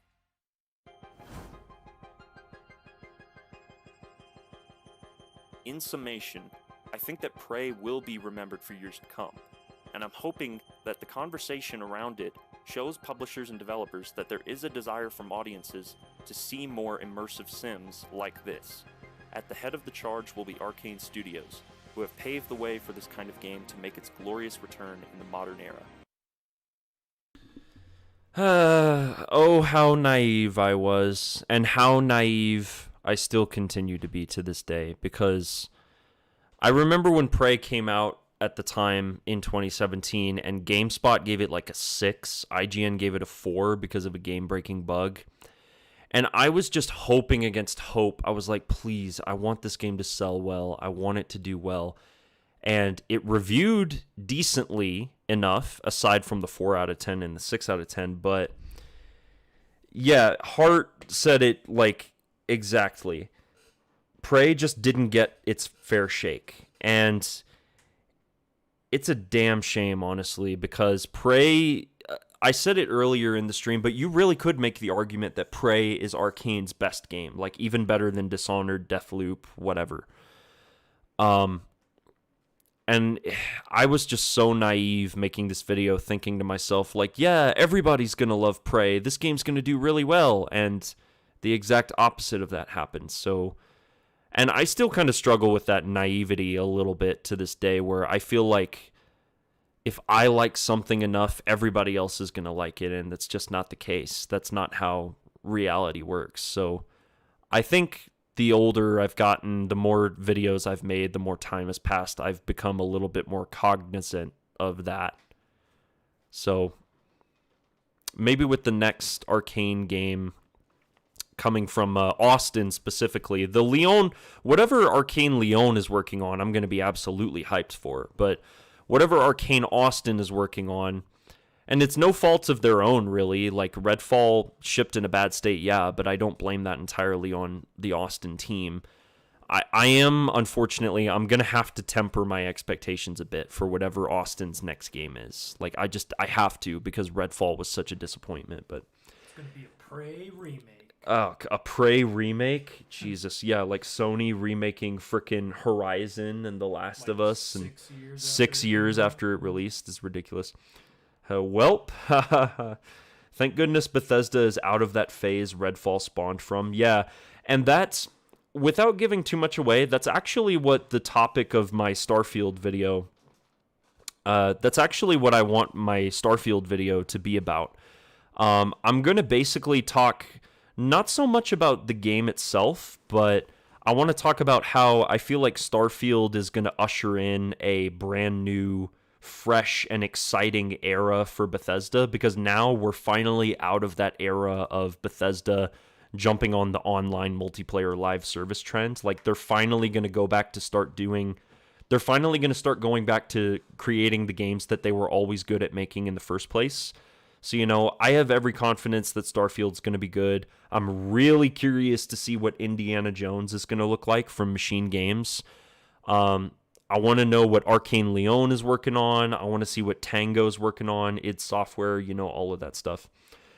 Hardly played Dishonored, but long enough to recognize the flintlock and realized something was up, and Deathlore was a pretty good series to fill in the gaps. Oh, well, thank you very much. Appreciate it. That was kind of the goal. Was I feel like not a lot of people were really going to dig that deep into it, and I felt like it was an opportunity for me to kind of connect the dots a little bit with Dishonored, and really just kind of, because Deathloop's lore is really an extension of Dishonored's lore, and I'm already a lore wizard when it comes to Dishonored, so I tried Prey. I knew it was good, but I couldn't get into it for whatever reason. Yeah, it's a lot of people have that problem there, so on a scale from 1 to 10, how painful do you think a neuromod being applied is?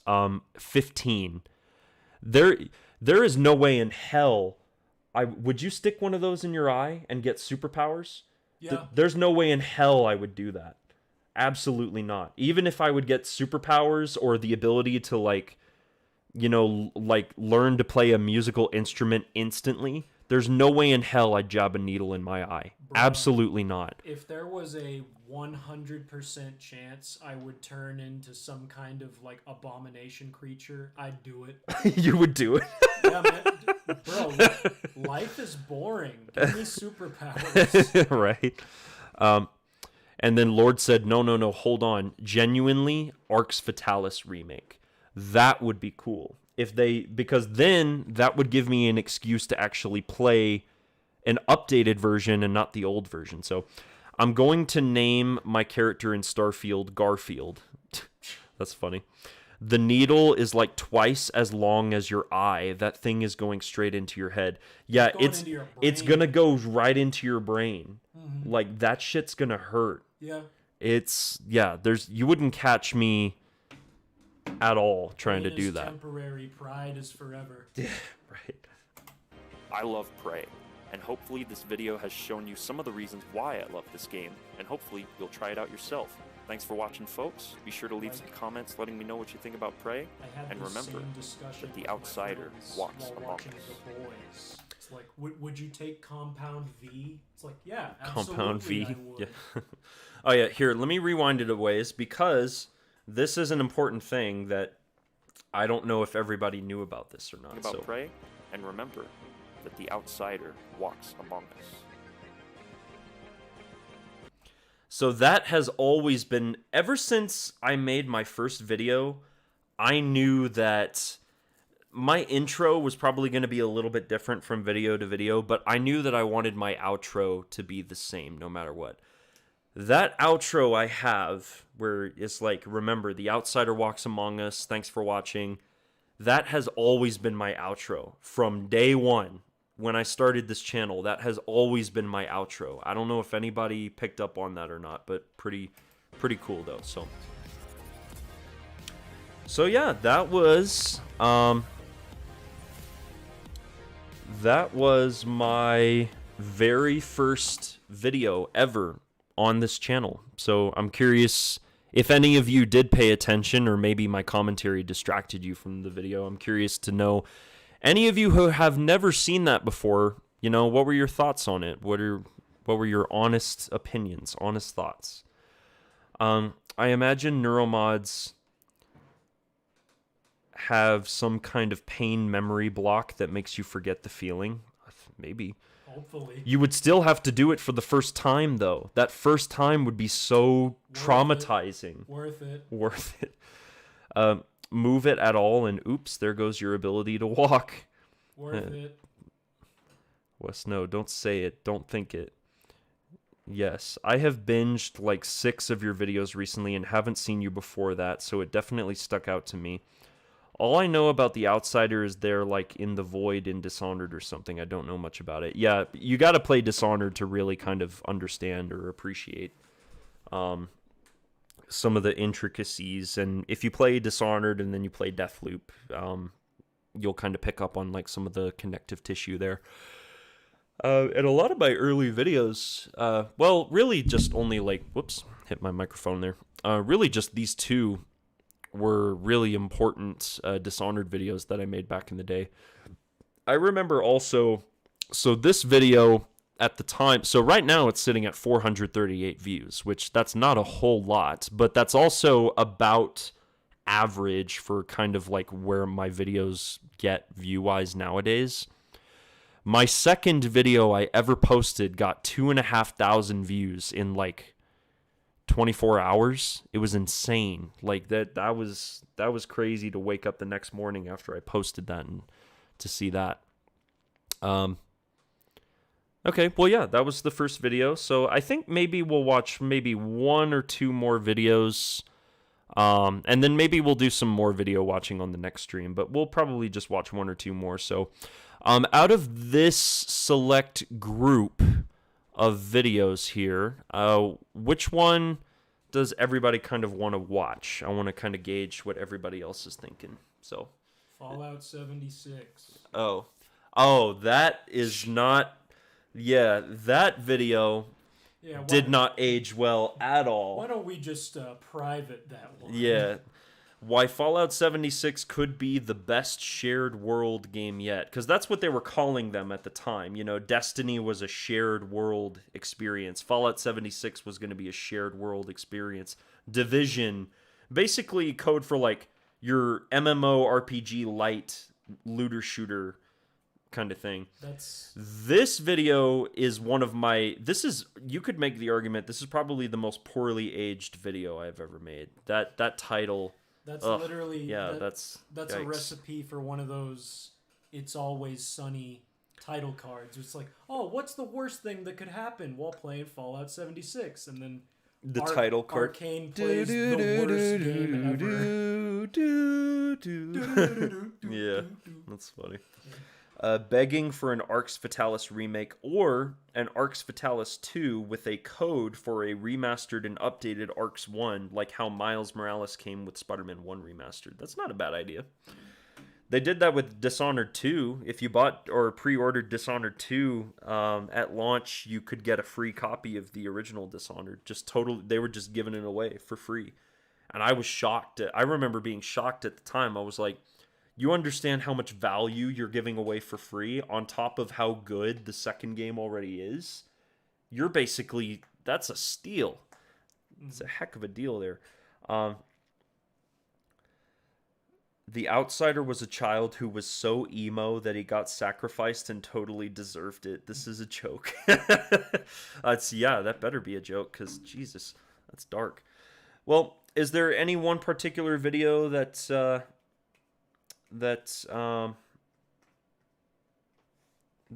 anybody wants to watch here out of this this grouping?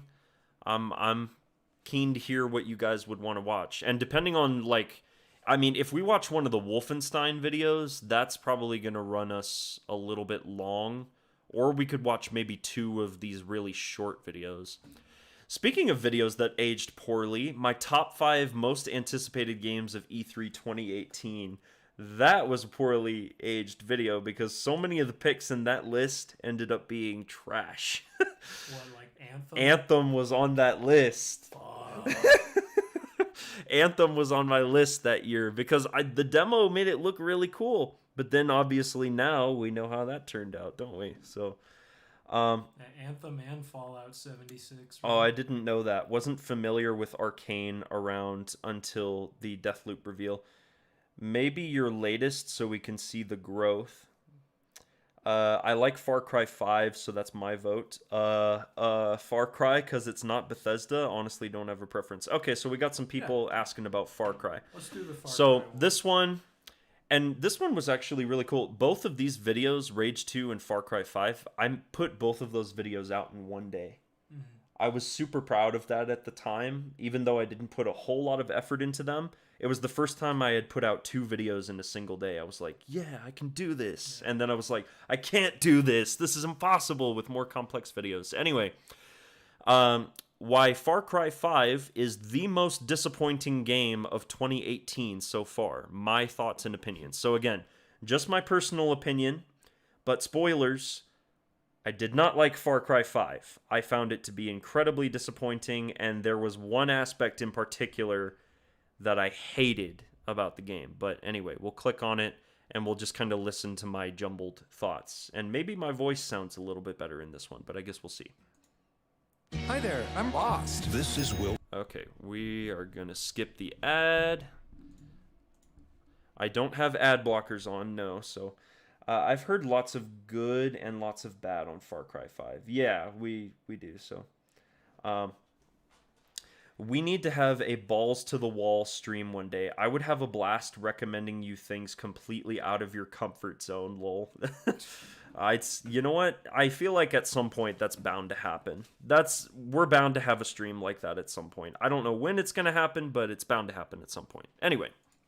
I'd like to start this video with a disclaimer. I'll be discussing a few spoilers for Far Cry 5, but also I want to let you know that this video is going to be rather informal in style. Normally, I'd write out a long-winded script that tries to get my point across in as eloquent a way as I can make it. This video is going to be more personal, more of a one-on-one with you guys. Now, I am still reading from a script, mind you, but it won't be as in-depth as some of my previous works, so without dragging this intro on forever, let's jump into it.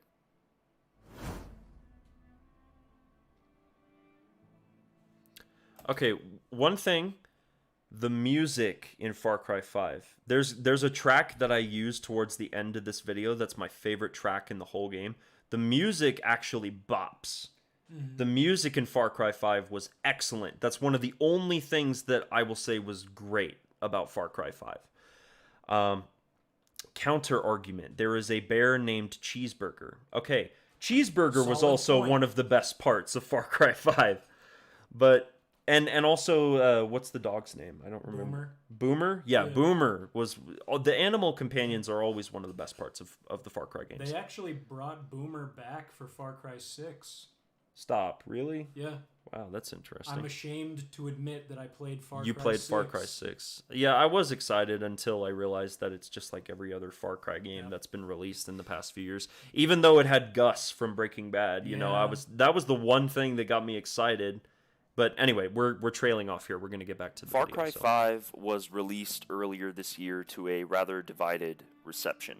Some people like it, some people don't like it. Plain and simple. The story was not great, but it was balanced out by decent at best gunplay and Actually, world kinda liked exploration. Far Cry The thing 5 is, in personally, retrospect. it just doesn't do enough Yeah. to make me want to play through to completion or even to jump into the arcade mode. The first problem for me was the general feel of the gameplay. It's not a drastic improvement over Far Cry 3 or 4, and while that may be fine for some, it simply isn't enough for me anymore. Personally, I felt that the gunplay in Far Cry 2 and even No, that's a good point. I didn't even bother to record my own gameplay. I was like so unenthusiastic about the game.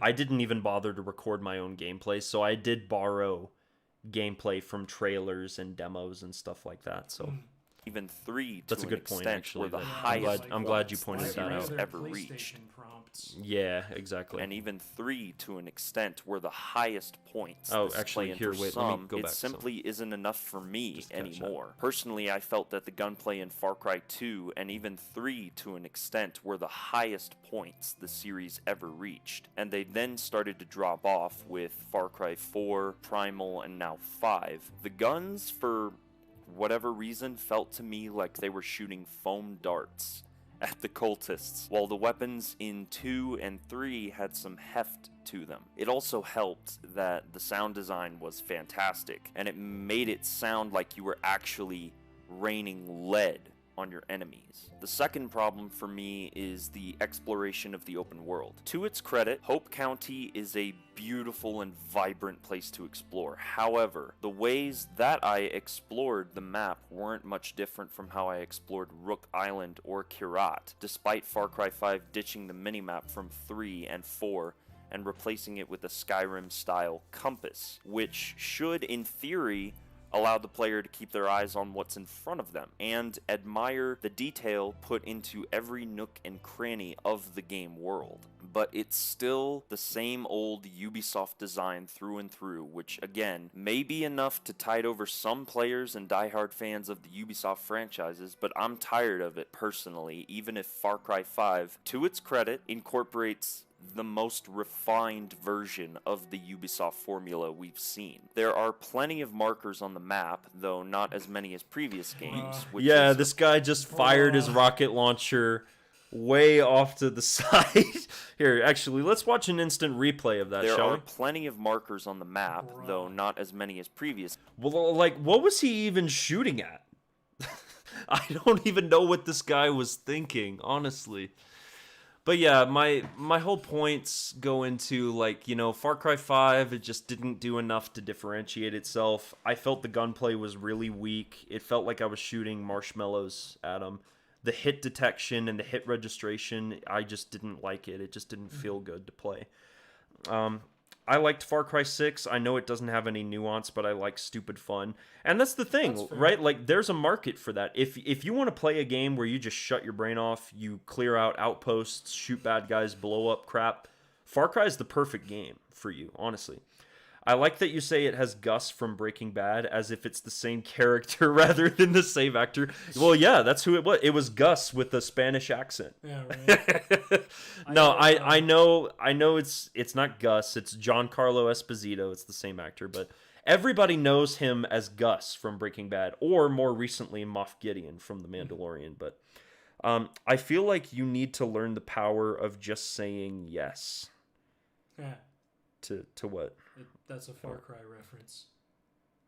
Oh, Yeah. that is a reference. Yeah, isn't it one of the Seed it's, brothers that isn't that John Seed that's Yeah. like, yeah, just say yes. Yeah. If I may chime in here, I think the problem with the Far Cry games is like not necessarily that it's, you know, the same game every time and it's copy and paste, because I mean, like, people really liked Far Cry 3, so like more of a good thing isn't necessarily a bad thing. I think the problem is it has diminishing returns. That's exactly the problem. Yeah, You do it because- enough times, you feed somebody the same burger on a plate every day for like years, they're gonna get tired of it eventually. Yeah, 'cause, It's I played Far Cry 6 and I was bound like, to happen. oh, well, I liked Far Cry 5 more than this. I played Far Cry 5 and it was like, oh, well, I liked Far Cry 4 more than this, and etc. Yeah. I said it earlier in this video, like Far Cry 2 and Far Cry 3, I genuinely think that was the high point of the franchise. And everything after that has been like a drop off. I know Giancarlo as the dentist from Payday 2. Was he in Payday 2? He was, yeah. Oh, that's funny. That was actually the first thing I saw him in also. Has Giancarlo ever been not a massive crime lord? For real? No. As far as I'm aware, no. So, games, anyway. which is a small improvement, but that's not saying much. The Ubisoft formula is one that works break the and is cycle. financially Cast him as successful, but it's Professor worn out X, its welcome Marvel. for myself and Right. many others in the gaming community at this point. The third problem for me was the story, and more specifically, the ending, which I had initially intended to make a full video on, discussing why I took so many issues with it. I instead decided to cancel that video and loop those ideas and concepts that I wrote down into this video. Truth be told, Joseph Seed is one of the more interesting antagonists in the series thus far, but for all the wrong reasons, in my opinion. These may be points you've heard somewhere else before, but his motivations for doing what he does are cloudy and obscure at best. He believes the end of the world is coming soon, and so he takes it upon himself to save the denizens of Hope County by torturing and killing those who won't follow him into the new millennium. It doesn't help that when your player arrives and decides to do the right thing by freeing these people from the oppressive cult, Joseph Seed paints this picture to you at the very end that if you had simply walked away, no one would have suffered or met a tragic death. In other words, the game is telling you through Joseph Seed that everything is your fault as the player. The game pretty much tells you the best option is to not even arrest Joseph at the beginning. It tells you to live and let live, and allow Seed and his cult to have their way with Hope County. Gee, thanks Ubisoft. That's a pretty quick way to make someone like myself not even want to play your game.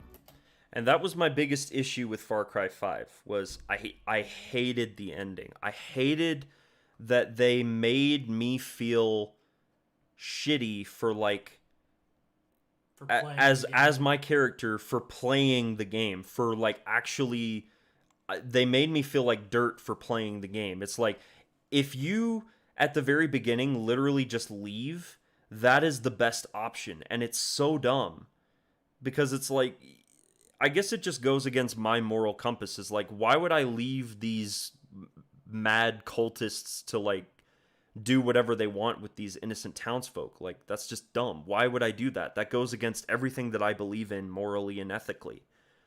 But the game presented it to me as the best option.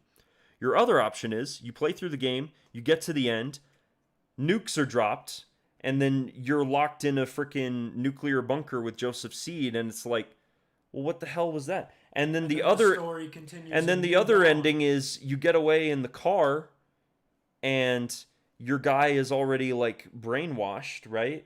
by one of the Seed brothers, and Yeah. he like it's implied that he basically kills everyone in the car Yep. because he was brainwashed. So There's no good ending. there are no good endings.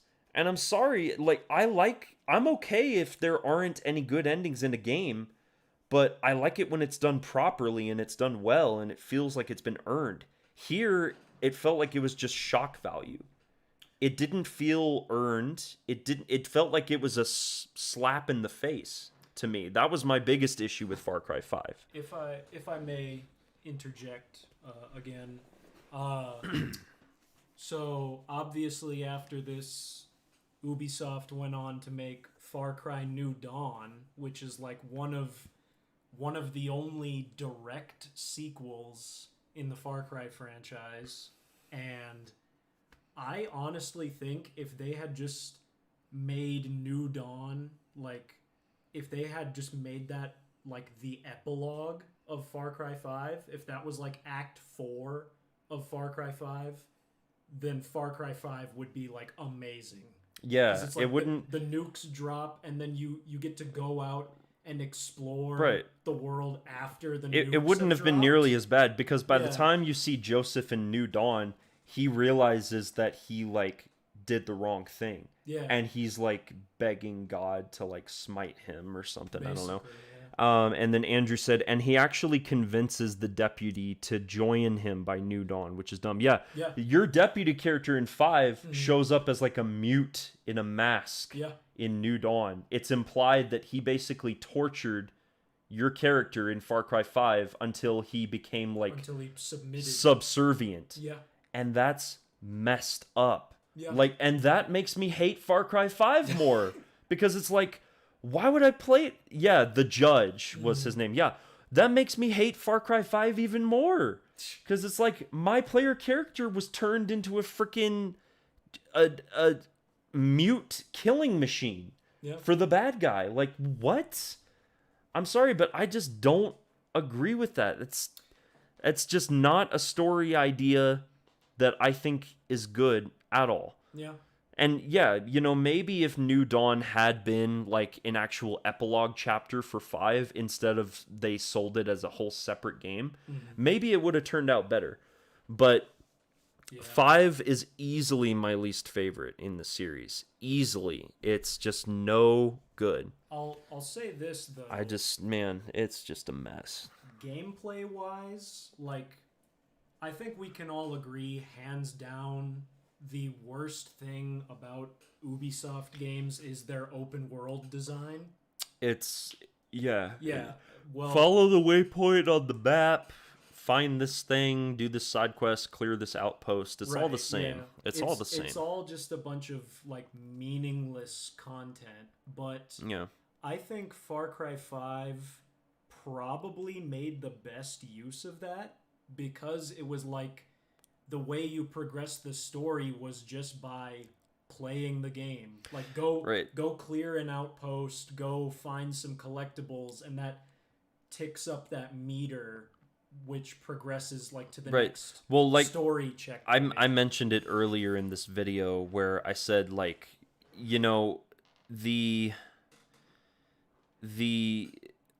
Ubisoft formula, I'm tired of it at this point, but Far Cry 5 was, up to that point, it was the most polished version of the Ubisoft formula we had ever seen. Like, that was its apex. Like, okay, you have literally perfected it. You can go no further with it. Yep. You have to radically change from here. And they haven't did. done that. They haven't done that. They've refused to do it. That's why So. Far Cry 6 was even more disappointing. Yeah, so, and I never played 6. Probably never will. But anyway, back to the video.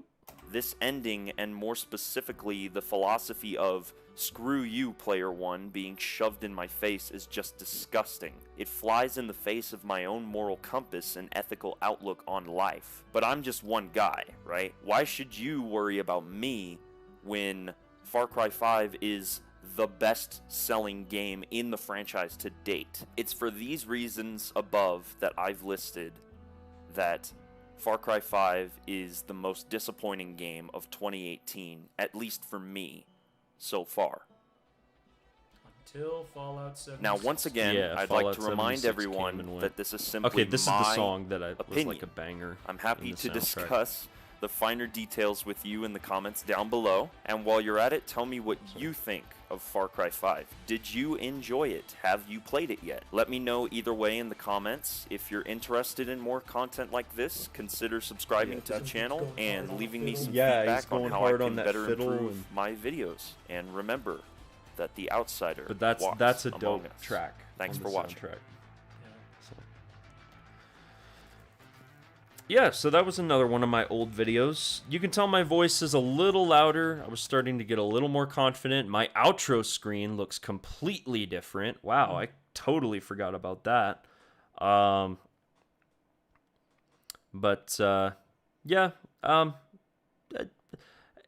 It's one of my, I would call it, decent videos. You know, it's not one of the best videos I've ever made, but it's a decent video. So,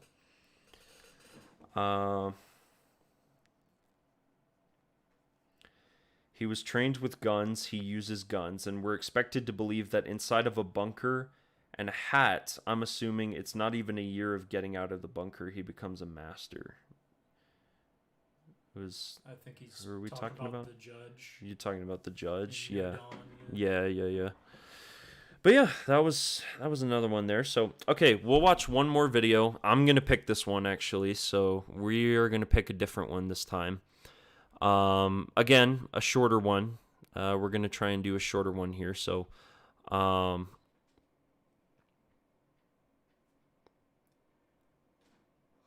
me see. I was going to do the Rage one.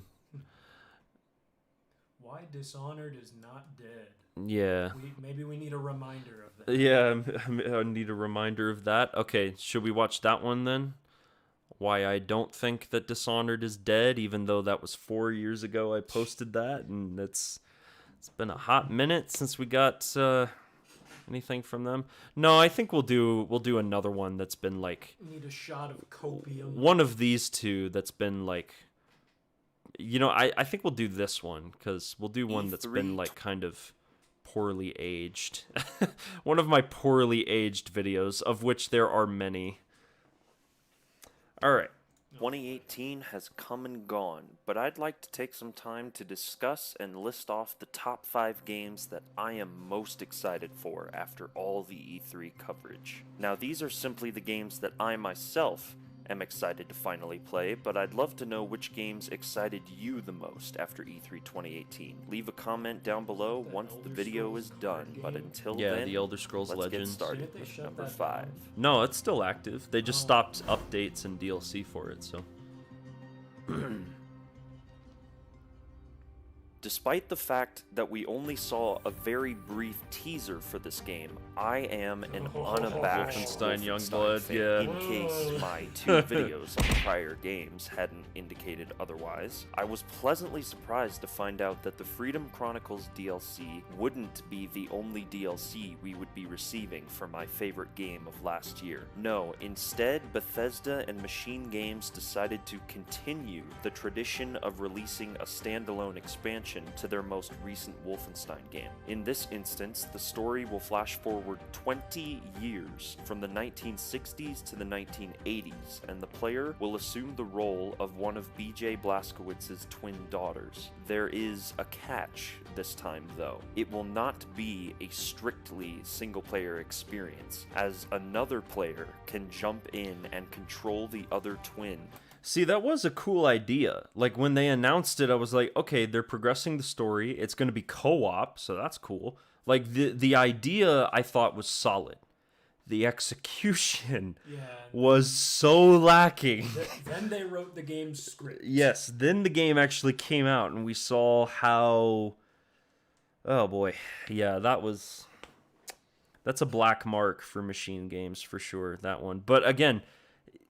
Wolfenstein Youngblood, it was also a product of that time where ZeniMax was pushing their studios to make online-focused live service games. You know, that's why we got this. That's why we got 76 for Fallout. That's why we got Redfall. I thought the idea was sound, though. It's just the execution that wasn't Hold on. that a wasn't minute. great. So Hold on. what are you looking at? What That coming 2019? well, What? the font they chose for Youngblood. Oh, the font. That looks suspiciously like Familiar. Yeah, that looks like that. Oh, that's funny. Looks Yeah. like the It looks like Daredevil Daredevil 2003. 2003 with Ben Affleck. Yeah. That's funny. Well, yeah, that was on the bottom of my most anticipated. So I was looking forward to it, but it wasn't the one that I was like most excited about. For So insane yeah. Nazi killing co-op gameplay. I never did More play it co-op Wolfenstein either. is I played always it a good solo, thing in my you know, books, but so adding in if I had co-op, played I'm it all co-op, I in probably on would the have had next more fun with entry it, in but the excellent story-driven it is what it shooter is. franchise.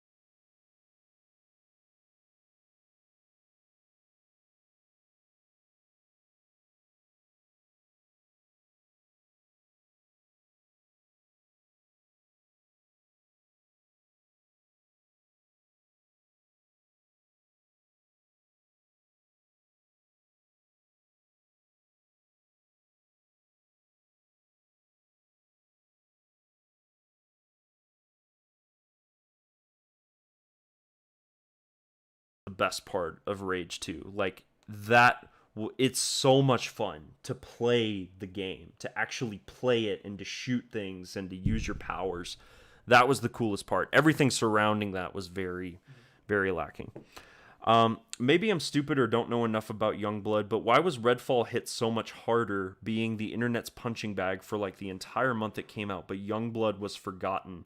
It doesn't seem like people hold machine games as harder or claim that all their games were always awful. Yeah, I honestly don't know. I really don't know what it was. Maybe it's because... Well, actually, I think I do know. Maybe it's because... I don't think many people even knew Youngblood came out. I didn't know it came out just until I saw it's like, oh, there's a review for it. Oh, hey, it sucks. Yeah, Youngblood came out and it was, for the most part, a pretty decent, like, it didn't have any sort of, like, major issues like Redfall had. Like, AI, the mission design, level design, etc., etc. It's so weird seeing you covering games that aren't made by Arcane.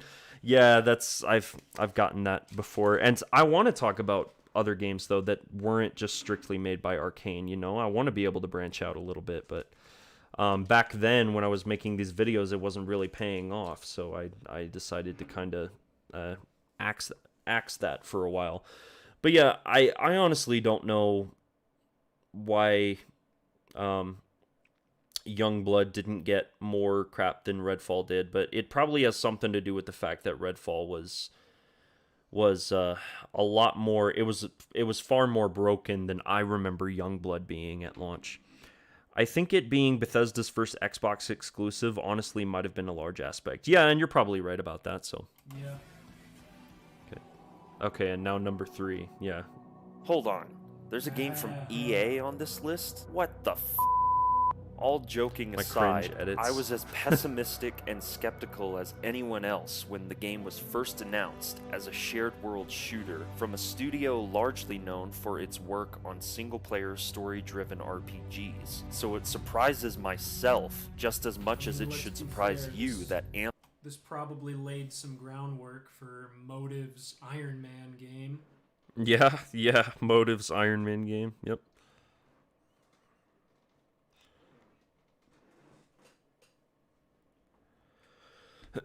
Anthem is on my top 5 list. The brief gameplay demo Anthem shown was at during number EA's 3. conference isn't much That to was go a pretty off cool of, but demo, at least but it's looking back, actual we know that in-engine whole gameplay thing was that is like partially indicative fake. Of the It final was product's fabricated. quality. BioWare has Which makes what I say in this video even dumber, because I'm like, this is indicative of it's gameplay that's indicative of what the final game's going to look like. It's like the final game looked nothing like this. I knew Absolutely nothing. immediately in that demo when they show that big Strider thing getting shot down and like Yeah. crashing to the ground. I knew immediately. I'm like, that's track fake. record, I've but been- it still I've been remains to be tricked by these seen demos whether they one can too many provide a times. new Yeah. and captivating experience I in know a how genre much that has been largely Yeah. disappointing with franchises like Destiny and The Division. Based on what we've learned so far, however, I'm much more optimistic about Anthem's chances on the market. Multiple Javelin suits Man, to commandeer talk with about the ability poorly- to switch between poorly any of them,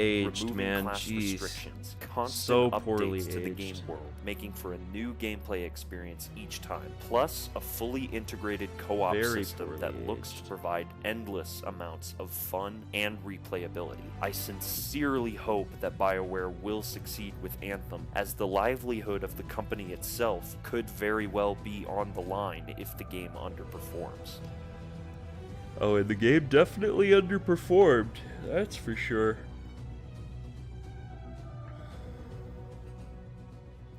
And number 2.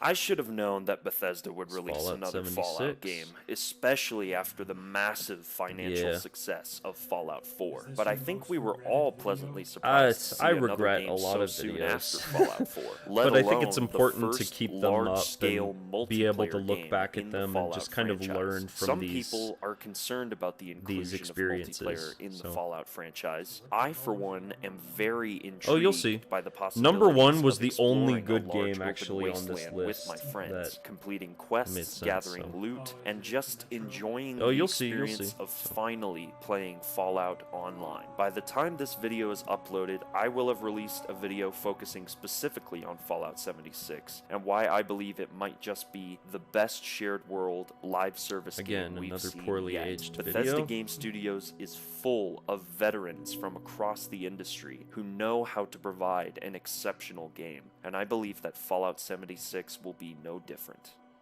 Yeah. Oh, it was very different. It was far from an exceptional game. So, okay, yeah. Now the number 1 pick, and this is still a game that I need to make a video on. So, Now, so many you're glitches. probably Yes, wondering why exactly. Fallout 76 isn't in my number 1 slot from E3 2018, considering the fact that I am an ardent and self-proclaimed Bethesda fanboy, and considering that and here, sorry guys, let me respond to a text message. What did Fallout 76's shared world mean? It just basically means like having a bunch of players in a single shared world, in a single game space, kind of like an MMO, and you could just pass by players on the road while you're going, and it was almost like a social experience. Kind of like what Blizzard tried to do with Diablo 4, and they didn't really succeed. Or like the patrols on Destiny. Patrols in Destiny, like everybody tries to do shared world stuff where there's more social aspects, where you can just pass by another player and like trade gear or just talk with them and do this and do that. But Nuka-Cola Dark, the bag. Yeah, there's God, the yeah, bag. the frickin' nylon. Was it nylon? I think was the bag. It was, it was nylon. It and was supposed to be canvas. canvas, Yeah. and it was nylon. I remember because that was cheaper for them to produce than canvas bags. And I remember following God. that story closely, like because every new news about it just dug Bethesda's grave yeah, deeper and and deeper. Andrew makes a good point. The Internet Historian has an incredible video on it. Yeah, I've seen that The video. Fall of 76. Everyone has seen that video, and it's it was, man, Bethesda. That was the game that really made them like fall from grace, man. And they are still trying to claw their way back. They need Starfield to be a masterpiece. Starfield needs to just knock it out of the park. Sorry, I had a bit of a yawn there. I had to stifle, but anyway. Fallout is my second favorite franchise of all time, just behind, well, it should be obvious by now. There was, however, another game with there a was another game that post-apocalyptic was setting and post-apocalyptic tone that was way shown more during E3 exciting. that has me truly excited. I didn't. I meant to. I've been meaning to for years, and I just haven't gotten around to it. I think I kind of lost my enthusiasm for making a video on this game, but I do kind of want to get that back because I do want to make a video on it. But when I saw this gameplay and the trailer, I was like, this looks incredible. Because remember, I had played Last Light in 2033. I was like, this looks And if the heretics come for our lives, we will stand firm. And it was and still is excellent. It's my favorite game in the Metro series. It's so good. It's so good. Metro Exodus, man. I can't wait for the next Metro game. Like, that's how good this was. Like, it's got me hyped for the fourth one. Yes, Metro Exodus is my #1 most anticipated game of E3 2018. Metro 2033 and Last Light are incredible games, and I'm beyond ready to see where the story of main protagonist Artyom goes next. 4A Games are introducing larger sandbox environments to explore, a backpack to craft items on the go, and a full day-night There were just so cycle many with cool dynamic seasonal weather mechanics patterns. that they added The story will into once the again game, follow and Artyom the open as he sandbox ventures missions outside were so of the cool. ruins of Moscow to find a new home away from the savagery and carnage of the Metro tunnels. There are so many lingering And they somehow questions that have they yet to be managed answered, to and I'm hoping that 4A really did manage to balance. In my opinion, I felt like they balanced really well the linear dungeon segments, like from the previous Metro games with 2033 and Last Light, but then they balanced it well with the new open world stuff and the survival elements. So does this one still have that system where it's like if you kill too many people, you get the bad ending? Yes, yeah, they still have Damn it. this karma system that's kind of honestly busted. Yeah. I'm not a big fan of it, but that's one of the only things that I'm not a huge fan of with the game, so. Yeah, because I played Last Light and I knew about that karma system, so I was just like, okay, I'm just not gonna kill anyone. Yeah, For my first playthrough. In Exodus, like, you can still kill people, but you want to make sure it's like actual like bandits that you run across. Like, there are other people that you want to try to avoid killing, and then there are certain story events where you want to avoid making certain bad choices. But yeah, it's I like the way they did it here better than in Last Light and 2033. Like, they definitely handled it better, but I still am not a big fan of the whole morality thing. I think it's a lot like Dishonored's chaos system, actually. It just kind of kills the flow of it. Like, and it's like, why are you going to give me all these cool tools and these cool kill guns people. to kill people if I'm you're going to be gonna punish punished me? for killing Yeah, people, you know? exactly. That kind of thing. So, Lord said, oh, excuse me.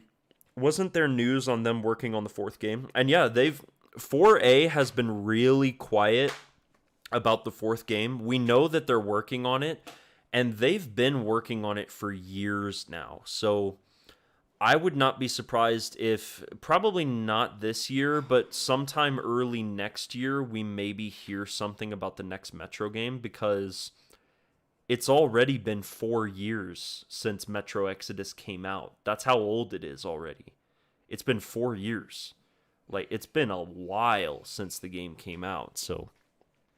Exodus provides satisfying answers to these questions. February 22nd can't get here soon enough, and the delay into 2019 will hopefully give the talented people at 4A Games the time to polish up the game and make it a truly unforgettable experience for die-hard fans and newcomers alike.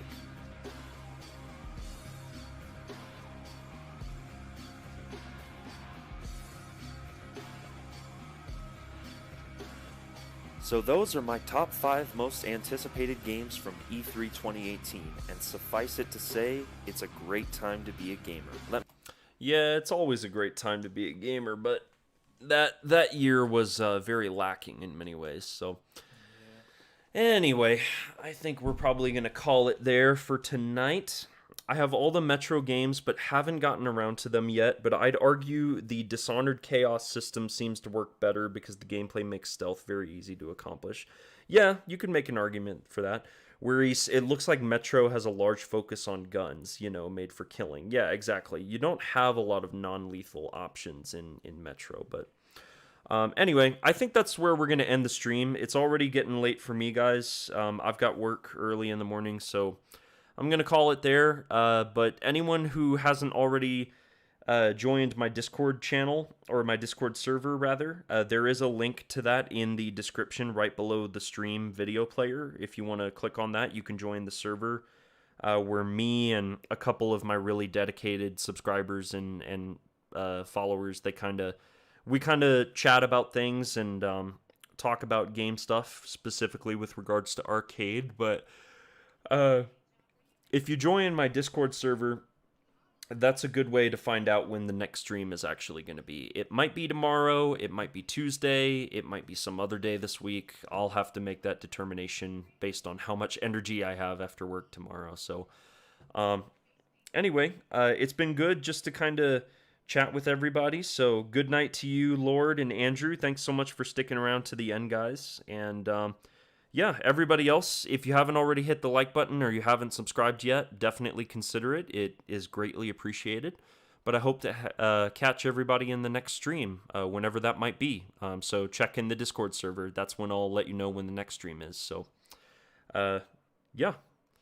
Any parting words you'd like to share, brother? Just a little yawn? Yeah. Good night, everybody. Yeah, we're both exhausted, so... Good night, everyone, and we will talk to you all next time.